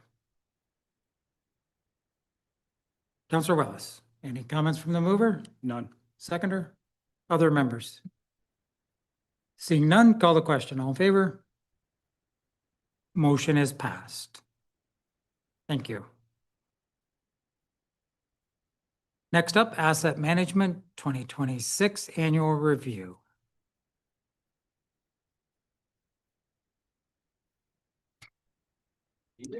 Good evening. Do you have anything additional to share this evening? The only thing I would point out is in recommendation number 1 is the title of the department needs to be corrected. Put in the wrong title. But it should be Corporate Services Strategy and Innovation Department versus my title. But if we could correct that on the approval, that would be on recommendation number 1 of the report. We have Corporate Services and Strategic Innovations Department. Strategy and Innovation Department, right? Okay.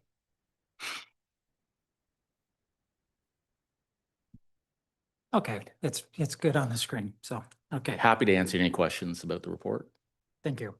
Are there any questions for clarification? Seeing none, oh, Councillor Broderick?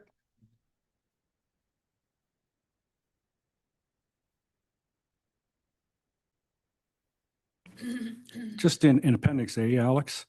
And just for my own information, there's a series of items that refer to the WJ and arena ice system, lobby and electrical, site services, plumbing, building, et cetera, et cetera. Is that something that is on top of what's being done as a project? Like, where does that fit in, I guess, is like replacement of certain things? Where does that fit in terms of, you know, we just had all this work done and then it looks like there's more to be done. I'm focusing right now on the lobby and the electrical. Yeah, So where does that fit, I guess, in the whole project thing? So the way the capitalization works is we don't take the assets out of our system until the project's actually complete, and then it's capitalized. So it will be capitalized at the end of 2026 as part of our year end. I would say the vast majority of those items that are identified as WJ Henderson are being addressed as part of the project. Yes. Just again, in Appendix C, and it's no big deal, but I'm just interested in the fluctuation of sidewalk renewals. Like one year it's in the 200,000, and then it's in the 4 million, and then it drops down again. Is there going to be a year where there's going to be a lot of sidewalks built or refurbished in Amherstview?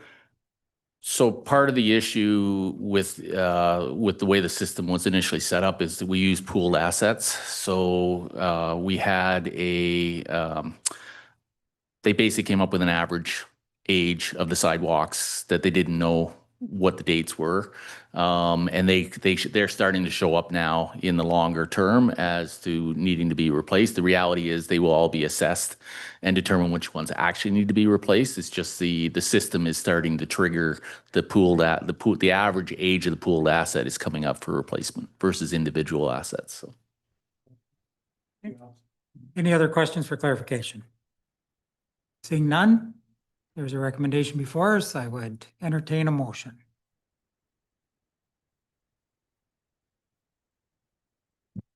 Councillor Willis.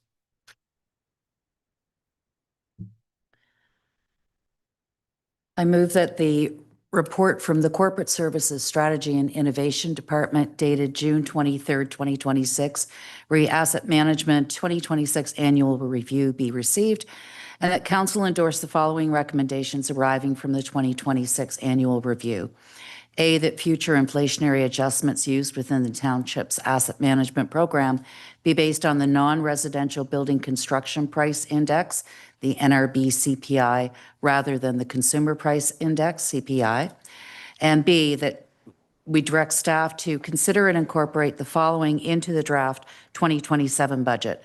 a 1.4% increase to the general rate levy dedicated solely to reducing the infrastructure funding gap for general rate supported assets, and a 1.8% increase to general rate capital contributions and fleet capital contributions based on the NRB CPI inflation adjustment for the latter half of 2025.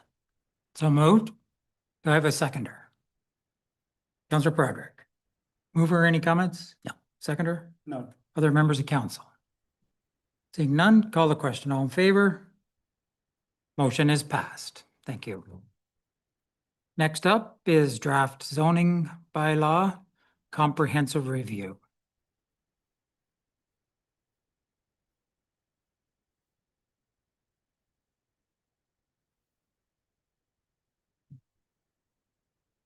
Welcome. Did you have anything additional to share this evening? No, nothing further to share. Just happy to answer any questions. Are there any questions for clarification the council has on this item? Seeing none, I would entertain a motion put forward on the floor. Do I have a mover? Councillor Broderick. I would move that the report from the Development Services Division dated June 23rd, 2026, read draft zoning bylaw comprehensive review be received, and that council authorize the release of the draft zoning bylaw for public and agency comments. So moved. Do I have a seconder? Councillor Broderick. Mover, any comments? None, just thank you. Seconder? Other members of council? Seeing none, call the question. All in favor?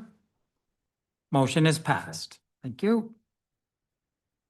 Establish a part of a public highway Main Street path.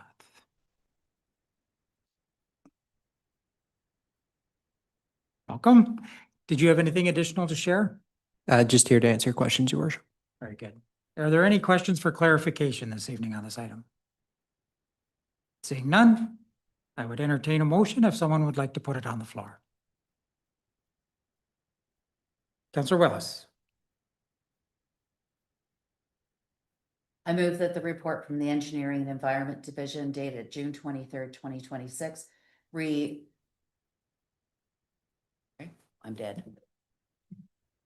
Here, allow me. Pardon me. Oh, I move that the report from the Engineering and Environment Division dated June 23rd, 2026 re-establish a part of the public highway Main Street path be received, and 2, that bylaw 2026-37, a bylaw to establish Part 1 and Part 2 on Plan 29R-11605, being part of PIN 45133-0959, as part of the public highway known as Main Street path, be enacted and passed. So moved. Do we have a seconder? Councillor Broderick, any comments from the mover?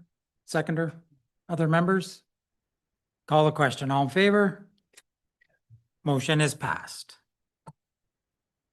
Loitus Link Pilot Program Extension Report.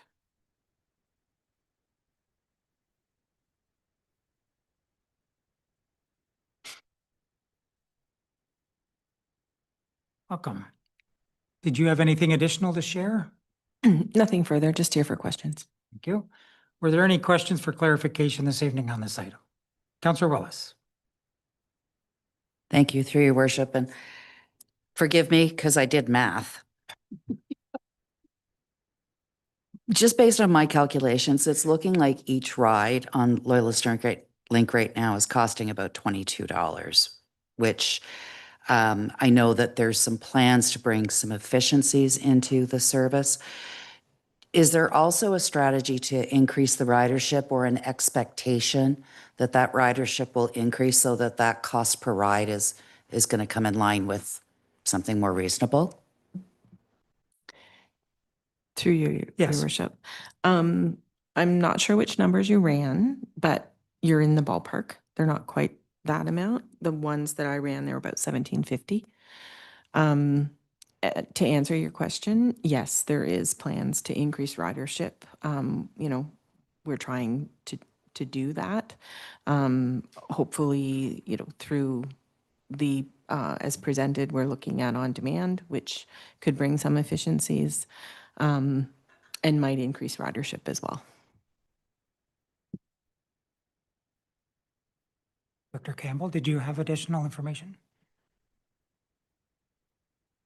Sorry, just in addition to what Director McFarland has said, we are limited right now in some of our actions that we can take while we're waiting to have the final OTIF application submitted to the province, because we have to remain in pilot status.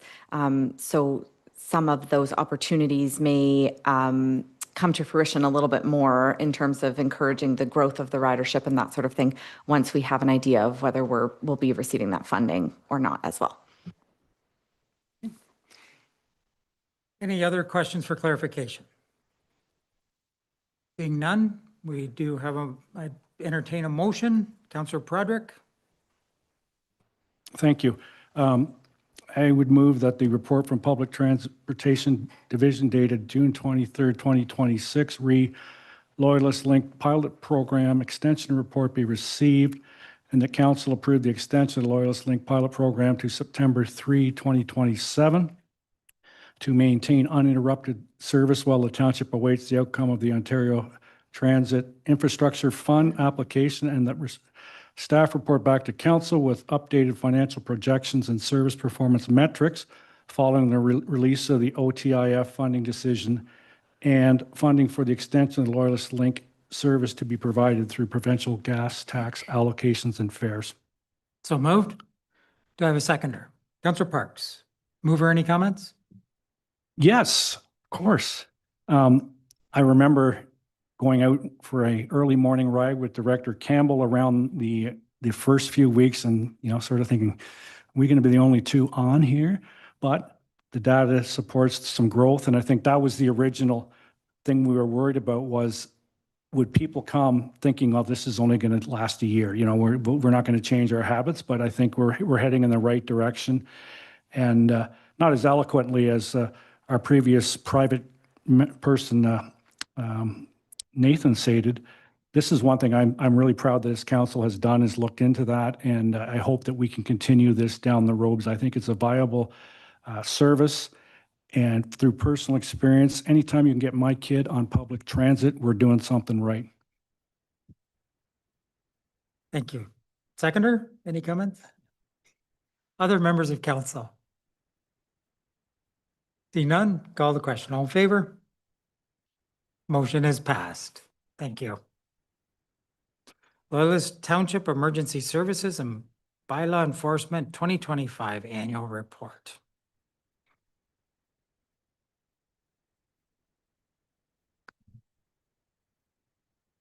Welcome. Did you have anything additional to share this evening? Yeah, I just wanted to highlight a couple of things. This was kind of a glimpse into a year of growth, a year of a lot going on in the Emergency Services Department. Straight across the board, a special big thanks to all the staff involved, the firefighters, the bylaw officers, and all the township staff that do emergency management off the side of their desk and just as an extra on top of their already busy schedules. So, there was a lot accomplished last year. I won't go through the report. It's fairly long, but we're seeing a lot of positives out there. Call volumes are increasing. That's out of our control. But our people are reacting really well. We're seeing better turnouts, better response times. We're just a lot of good things. So we feel we're in a growing and healthy state. When we look at our recruitment drive, seeing 58 applicants for our paid on-call firefighter positions, that's a really, really positive sign in a community where we have people, knocking down the door wanting to join us. So we're happy to see that. We're really happy in the direction. And again, kudos to all the staff, and we really appreciate all their work. Thank you. Are there any questions for clarification on the report? Councillor Broderick. Not really a clarification. Well, I guess it's a clarification. I'm just interested, Chief, what is part 3 of a provincial offense? Part 3 would be going to court. Yeah. We try not to.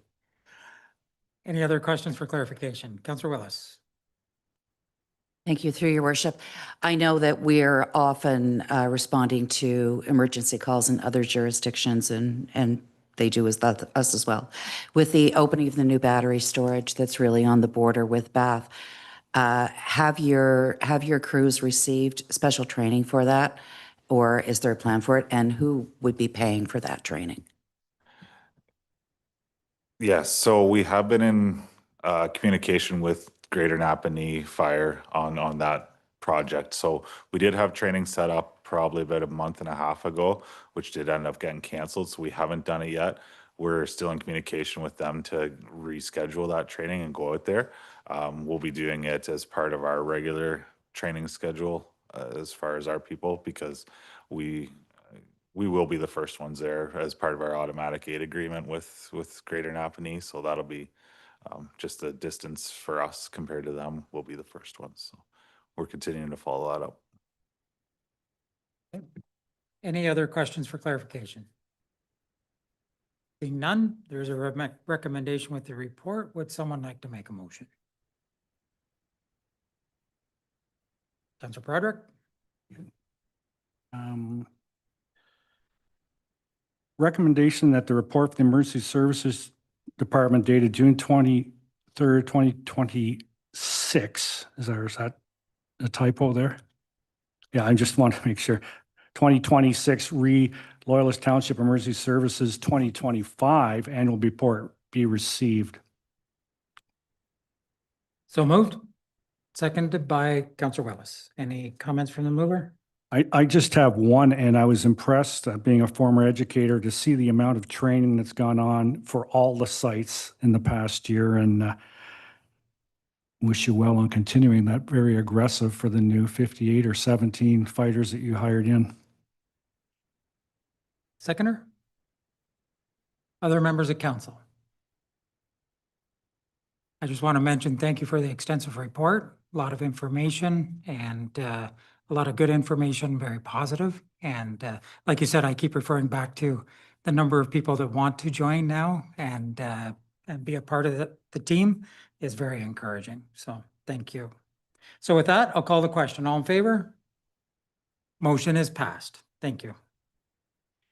Now it's time to go into the committee of the whole. So the deputy is designated in the bylaw as the chair, so we will have to appoint a chair for the committee of the whole. Councillor Broderick.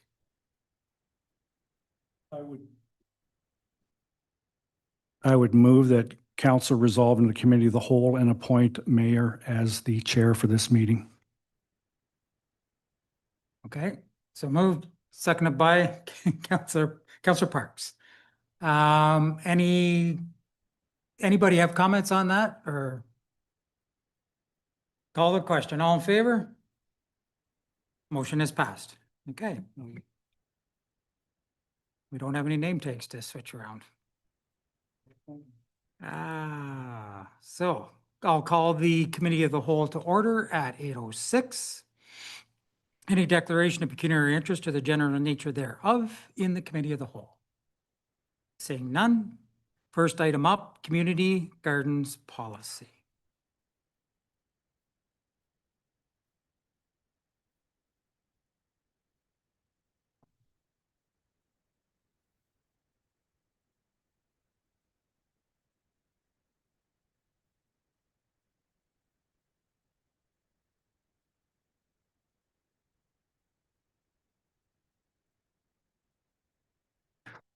So welcome. Whenever you're ready, you can please go ahead and proceed. Okay, thank you, Your Worship.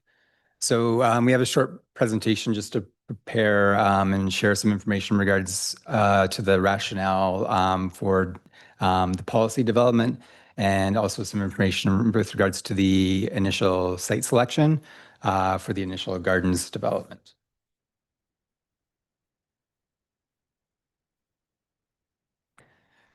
Okay, so as you're aware, this initiative was identified in the 2024 to 2027 strategic plan, identifying community gardens as a key initiative under the Strong Communities priority area. Council recognizes a role in promoting access to fresh food, social connection, community well-being. Community gardens also support broader municipal objectives as well by enhancing quality of life, fostering inclusive and welcoming neighborhoods, and strengthening partnerships amongst residents, community organizations, and local stakeholders. These spaces also contribute to environmental sustainability, encourage local food production, and provide accessible recreation opportunities for residents of all ages and abilities. Additionally, in February 2026, the township applied for and was successfully in securing a community grant of $15,000 to support the development of the initial community garden project. And following that approval of the community grant, a public consultation exercise was developed to help inform the development of the policy and determine preferred site locations. Additionally, the survey provided an opportunity for community members to express an interest in participation as a garden volunteer. And staff have compiled those contacts and intend to engage with them as the project proceeds as well. So just in terms of the purpose of this policy is to establish a clear and consistent framework, which will guide the development, operation, and ongoing management of community gardens on township-owned or township-approved lands. Community gardens, as I mentioned, support local food security, community well-being, environmental stewardship, and social connection. Additionally, the policy identifies the application requirements and process for those that are interested in developing a community garden on township-owned lands in the future. And finally, this report provides a location recommendation for the establishment of the first township-supported garden. So as I mentioned, this past April, the township did undertake a public engagement exercise through the Engage Loyalist platform, where we invited residents to provide feedback on garden design, policy considerations, site preferences, and ongoing management models. The input that was gathered there through the engagement process was used to guide both policy development and site selection recommendations for the initial garden, ensuring the initiative reflects community needs and priorities. So that engagement process took place from April 2nd until April 24th. And during the survey period, 61 residents completed the survey, offering their feedback on garden design, governance structure, operating principles, and site preferences. The survey data indicated strong interest in community garden participation, with just 14% of respondents indicating they would be unlikely to use a community garden, and more than half of the participants providing their contact information to be further engaged on the garden once it's developed. The primary interest for participating in community gardens was to grow fresh produce to support others or community organizations, followed closely by those that are interested in growing for their own consumption, while a number of respondents also expressed an interest in participating in a community activity. So in addition to the public survey, we also developed a partner survey, which was developed and sent to organizations that serve in the township in the spheres of emergency food provision, public health, social services, and agriculture. And these contacts were sourced through the township's local food working group. So from that survey, we gained additional insight into potential partnership opportunities that could be explored and how those organizations might be able to support or benefit from the community gardens in the township. And then our final public engagement activity was a Visioner tool, which we saw ideas from community members to determine what they felt made a good community garden. So just as a bit of an overview of the policy, so the resulting draft community gardens policy provides a balanced and practical approach to enabling community gardens while also protecting municipal interest and ensuring accountability. The policy supports community-led growing initiatives, but does so within a framework that addresses land use compatibility as well, operational responsibilities and risk management. Rather than directly operating community gardens, the township would act as a facilitator by establishing approval processes, identifying suitable sites in partnership with garden groups, supporting the consultation efforts, and setting expectations for governance and maintenance. This approach allows groups of volunteers to lead projects while ensuring that the gardens on municipal lands remain consistent with township standards and broader public use objectives.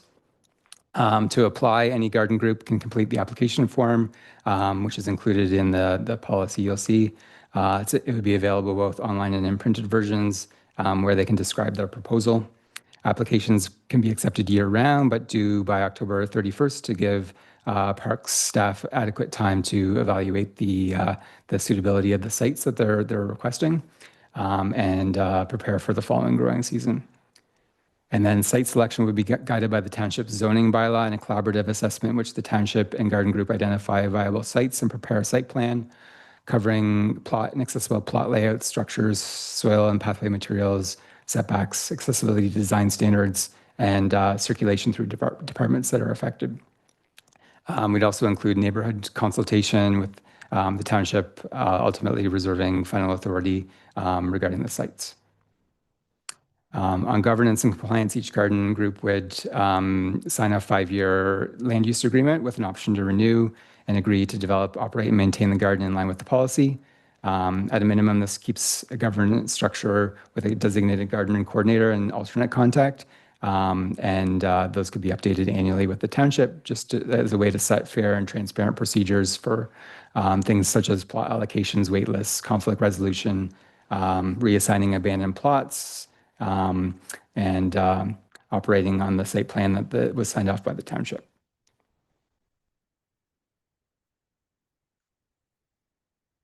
Just to cover some of the roles and responsibilities as well that we've spoken about. So this slide just sets out some of those responsibilities for community gardens, how it's shared across the policy. It reflects the approach that I spoke about, where the township acts as a facilitator rather than an operator of the gardens, enabling and supporting those community-led gardens while protecting municipal interests and establishing lines of accountability. So the township's role would be focused on enabling and oversight with staff review and approving of the applications to establish the gardens, provide guidance, and support the garden groups through the application and operating process, and to offer ongoing oversight to ensure gardens remain consistent with township standards and the broader public use of parks. When an application is approved, the township also makes use of suitable township owned land available to the garden group, but it does not take on the day-to-day responsibilities of running the garden themselves. That's where the garden groups would come in. So they carry the operational responsibility, and those volunteer-led groups would be led by a community garden coordinator and an alternate admin contact, in accordance with the conditions of use that are laid in the policy. And the groups can apply to the township to establish a community garden, and once approved, they operate, maintain, and govern the garden, including coordinating the group and managing plot allocations. Each group is also responsible for reporting and compliance within the policy, which keeps the township informed and ensures gardens continue to meet expectations year over year. Through the application process, the groups can identify the proposed garden model they plan to run as well. So that could be a plot allocation model, a shared model, or perhaps a hybrid model or an education-based model as well. So there's a number of different ways that those gardens could be managed.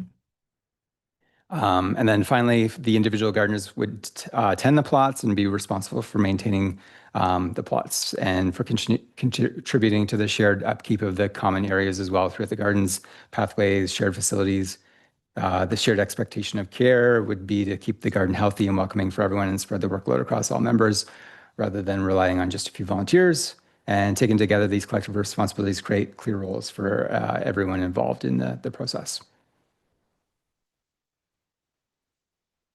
And so that deals with most of the policy recommendations. The next side of things would be the initial site selection process. So as part of the public consultation process, respondents were given a map tool and asked to drop a pin on the location that they felt would be ideal for the development of community garden. Through that process, we received a total of 61 suggestions, with some locations receiving multiple votes. For reference, the W.J. Henderson property received the most votes with 11. The location with the second highest number of votes was Centennial Park in Amherst-View, followed by Loyalist Park, also in Amherst-View. The suggested locations were then filtered based on survey respondents who had indicated that they had an interest in participating as a gardener. When we consulted with other groups that have successfully implemented community garden policies, they indicated that when evaluating potential sites for community gardens, the presence of interested in community gardeners is the most critical success factor they've found. So that's why we filtered it based on those respondents that identified as interested gardeners. And after that filtering, we were left with 14 potential sites, which then was reduced to 8 when considering things like zoning restrictions, future projects which could impact the gardens, and parks that might be too small and restrictive to accommodate a garden. So with that list of 8 potential sites, the Parks Department was then provided with a weighting scoring criteria that was developed using feedback from the public survey.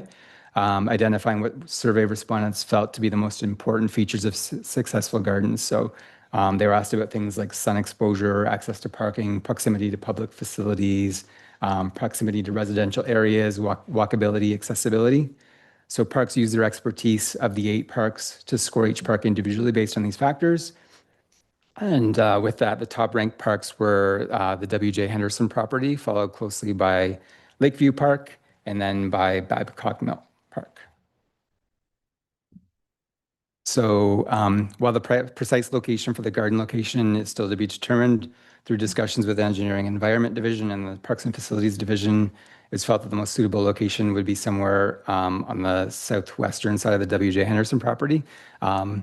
Just to note, the arrow there is pointed towards an area where there's a fill pile at the moment. So just tried to give the general sense of the location of the area that's being proposed, but it might not necessarily be right where that arrow is pointing. But we continue discussions with those 2 divisions to make sure that it's a suitable location.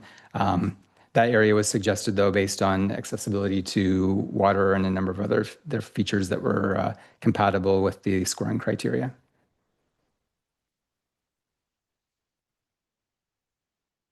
So just in terms of next steps, tonight we're seeking direction from the committee whole in terms of input on the draft policy and the initial site recommendations.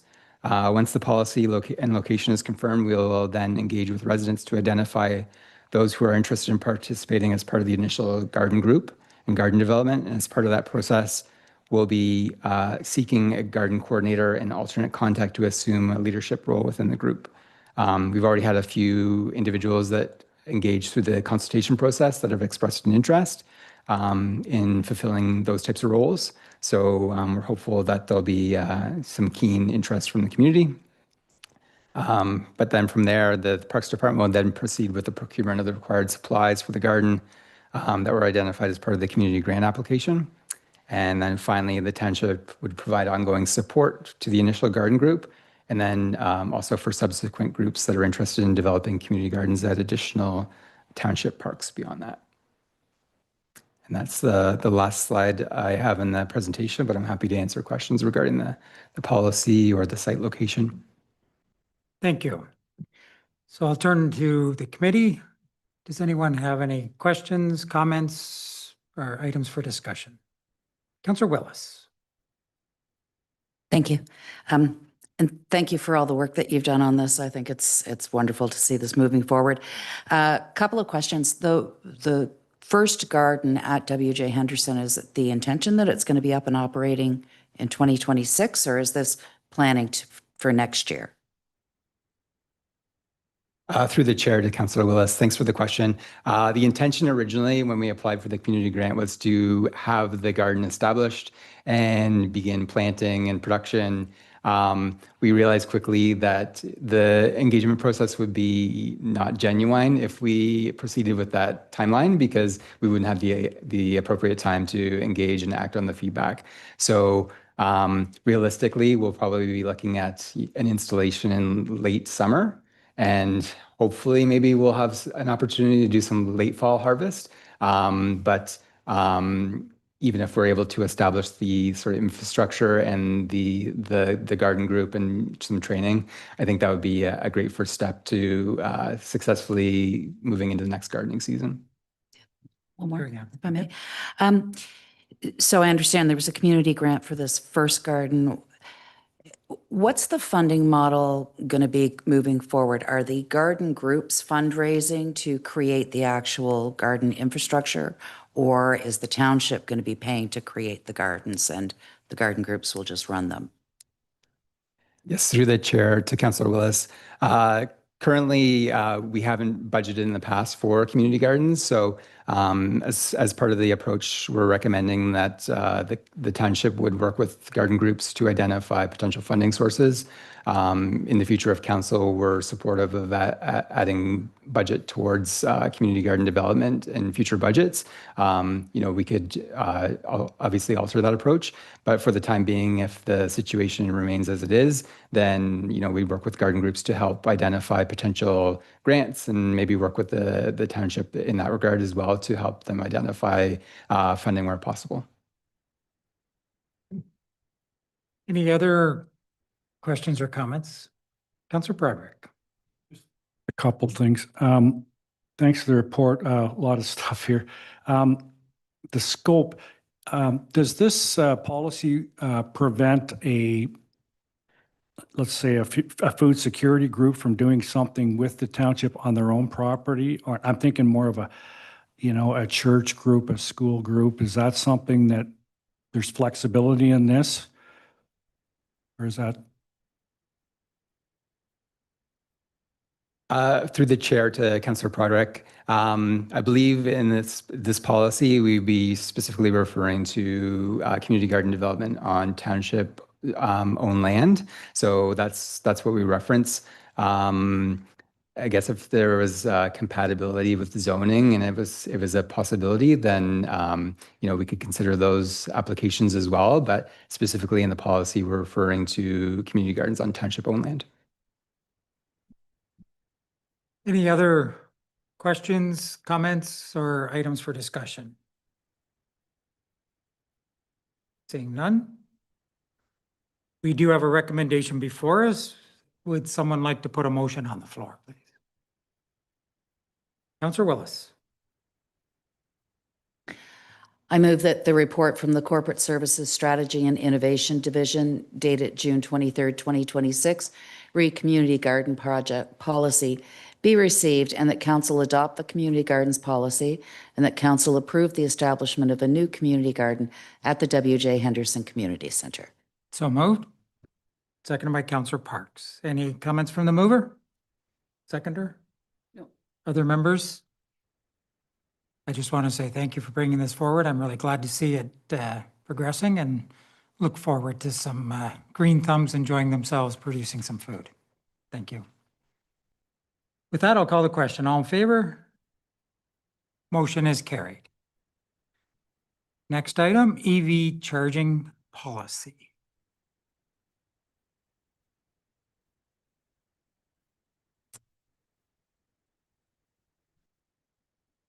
Welcome.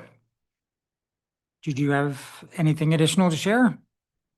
I'll just give a brief overview of the policy and what's before committee of the whole tonight. So over the last couple of years, the township has been installing EV chargers, and our first public-facing chargers are set to come on later this year at the W.J. Henderson. So as part of that process, we wanted to create a framework where the chargers throughout the township are differentiated for use between public use and fleet/staff use at the various facilities based on the needs of that location, as well as the report presents before council fee assessment for each of those chargers. So right now, staff are proposing a two-fee model where the fleet and staff use chargers would be charged at a purely cost recovery basis for the electricity costs, whereas the public-facing chargers are proposed to be charged at a cost that's set based on an analysis of the surrounding market chargers of other municipalities in the area. So that way it recovers both the electricity cost, the operating cost, plus a little bit of the capital cost that's gone into construct the chargers. That's the general overview, and I'm happy to answer any questions. Thank you. Any questions or comments? Councillor Parks. Thank you. Through the mayor to Mr. McDonald. When you talk about staff, costs for staff to use it, is that for their personal vehicle, or are you talking about corporate vehicles? Yeah, through you, your worship. Yeah, the way the current policy is written is it would allow for staffs to use their personal vehicles at those facilities. Yep. More just a comment. I know over the years when firefighters, volunteer firefighters have been washing their own vehicles at the fire stations, there's been some pushback with that. I just wonder how the optics of this is going to look to the public. So I do have a concern with it being at the discounted rate. That's all for their personal use. Comments received. Ultimately, the recommendation is that the cost would be recovered by the municipality. So the municipality isn't losing any money on it. But ultimately, that is a decision of committee of the whole. Other comments? Councillor Boss. I may have not read it properly, but it looked like you're setting the rate to go from 2026 to 2029 as part of the rates and charges bylaw. Was that correct? I'm just wondering if we're building in an annual review for inflation, because my hydro bill goes up every year. And Through you, your worship. Yeah, the intent would be to review the miscellaneous fees bylaw every year as it does become before council, and that process would occur then. Okay. The other thing, and this occurred to me the other day when I was just thinking about, the day when we have a substantial amount of our fleet is EVs, and some staff would actually be taking those home at night, the vehicles. Is it part of this policy, or do you anticipate that it would be that we would have some sort of arrangement for those people that end up taking township vehicles home overnight, and how we reimburse them if they're plugging in at their own homes? Through you, your worship, that has not been discussed to date. We are currently undertaking a fleet electrification study. So we will be sure to pass that on to our consultant, which we have just hired, and receive some feedback to see what other municipalities are doing there. Any other questions, comments, or items for discussion? Councillor Pryford. I'm going to go with my conservation authority thing. And I know, I'm going to make an assumption that no matter, we have, how many electric vehicles now do we have? Just one. That's what I thought. So we'll have 2 stations in our public yards, 1 in each. Is that right? Or 2 in 1? At the Public Works facility right now, there's currently 1 charger. But as part of that fleet electrification study I mentioned, we are having the consultant assess how best to deploy chargers for fleet needs. And I apologize, I did misspeak. We do have 2. The Zamboni is electric as well. Oh, okay. Yeah, that's true. So I guess my sort of question is,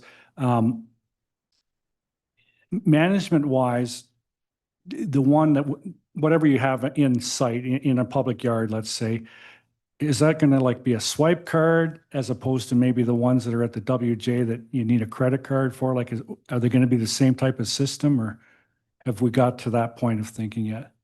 Yeah, through you, your worship. So the township does use the Flow system, which has a fully integrated user system where you can set user accounts. So we don't have it fully built out yet, but the system does have the capability to create township user accounts that you could then track the electric spending and charge that back to a township account.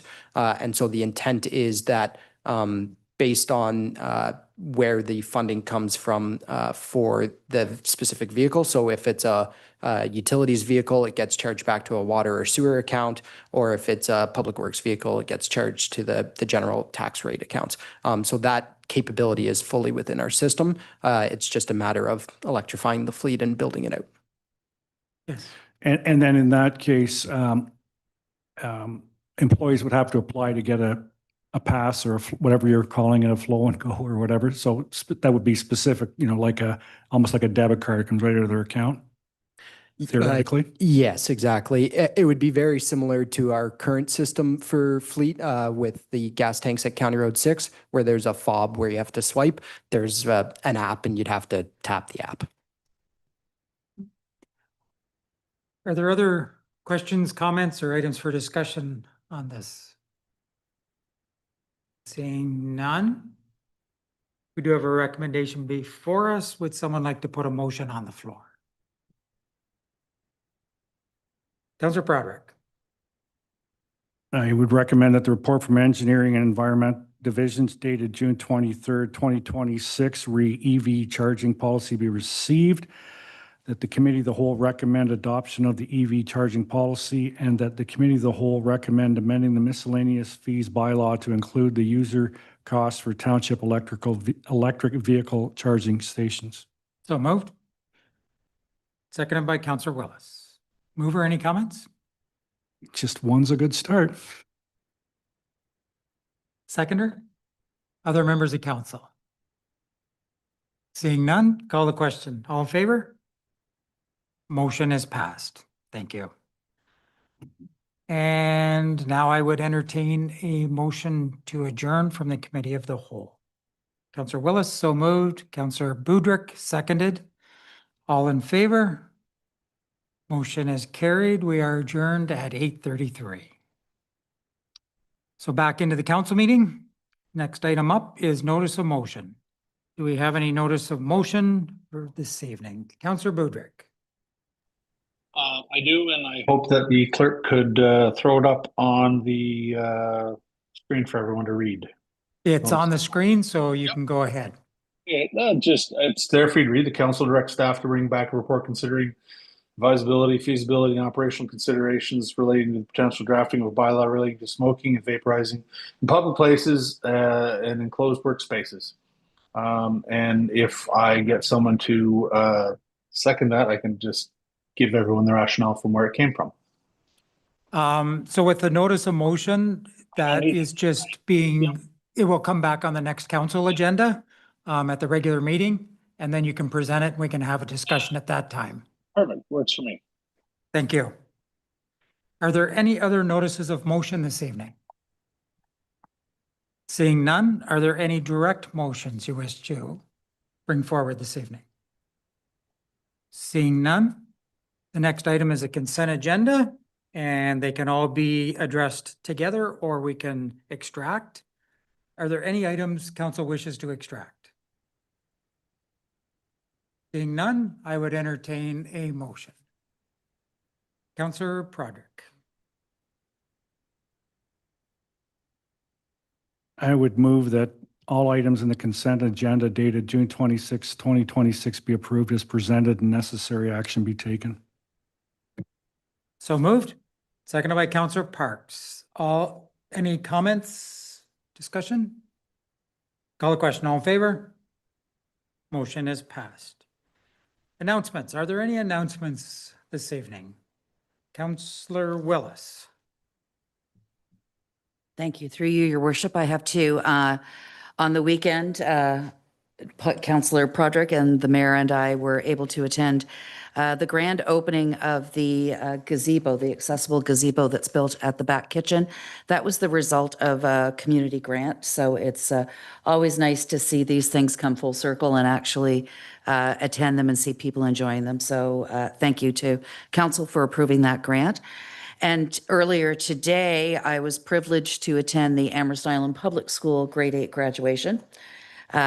It was a banner year. There were 5 grads this year. So I'm going to name them all. I'd like to congratulate Aria Cooper, Shale Patterson, Rosie McDonald, Kiki Suds, and Lucas Walhoot on their graduation. And they had a very lovely ceremony. Well done. Thank you. Are there any other announcements? Councillor Broderick. Again, thank you for the invitation to the people from the back kitchen. Jelly donuts were fabulous, and the mayor went home with a nice, colorful teddy bear. On a serious note, a couple of serious notes. I'm going to give a shout out to Blessed Sacrament Parish and the Windsor Group for arranging for an arrangement that allows the Windsor Group to use the church parking lot. I think there's 15 spots. I don't know what their arrangement is, but I got that news when I went to church on Sunday that the parish priest gave that. So that's great. That may help short term on some of that. I want to give a shout out to the staff from Mr. Persistency for the Dinosaur Park. I went by today and looks like it's in motion. So I know residents are waiting for that. And I want to thank the mayor for signing those certificates that the mayor signs. My niece and my son both graduated this past weekend. And the first thing my niece said, he's the mayor, isn't he? I said, yeah. And my son said, does he not know how to spell Aiden? So anyways, we'll work on that, but thank you for that. You were the teacher. Nice and big and it said, no, but You were the teacher. You can work on my spelling. yeah, that's okay. Thank you. Any other announcements this evening? Seeing none, it was a great grand opening for the gazebo. The donuts were very good.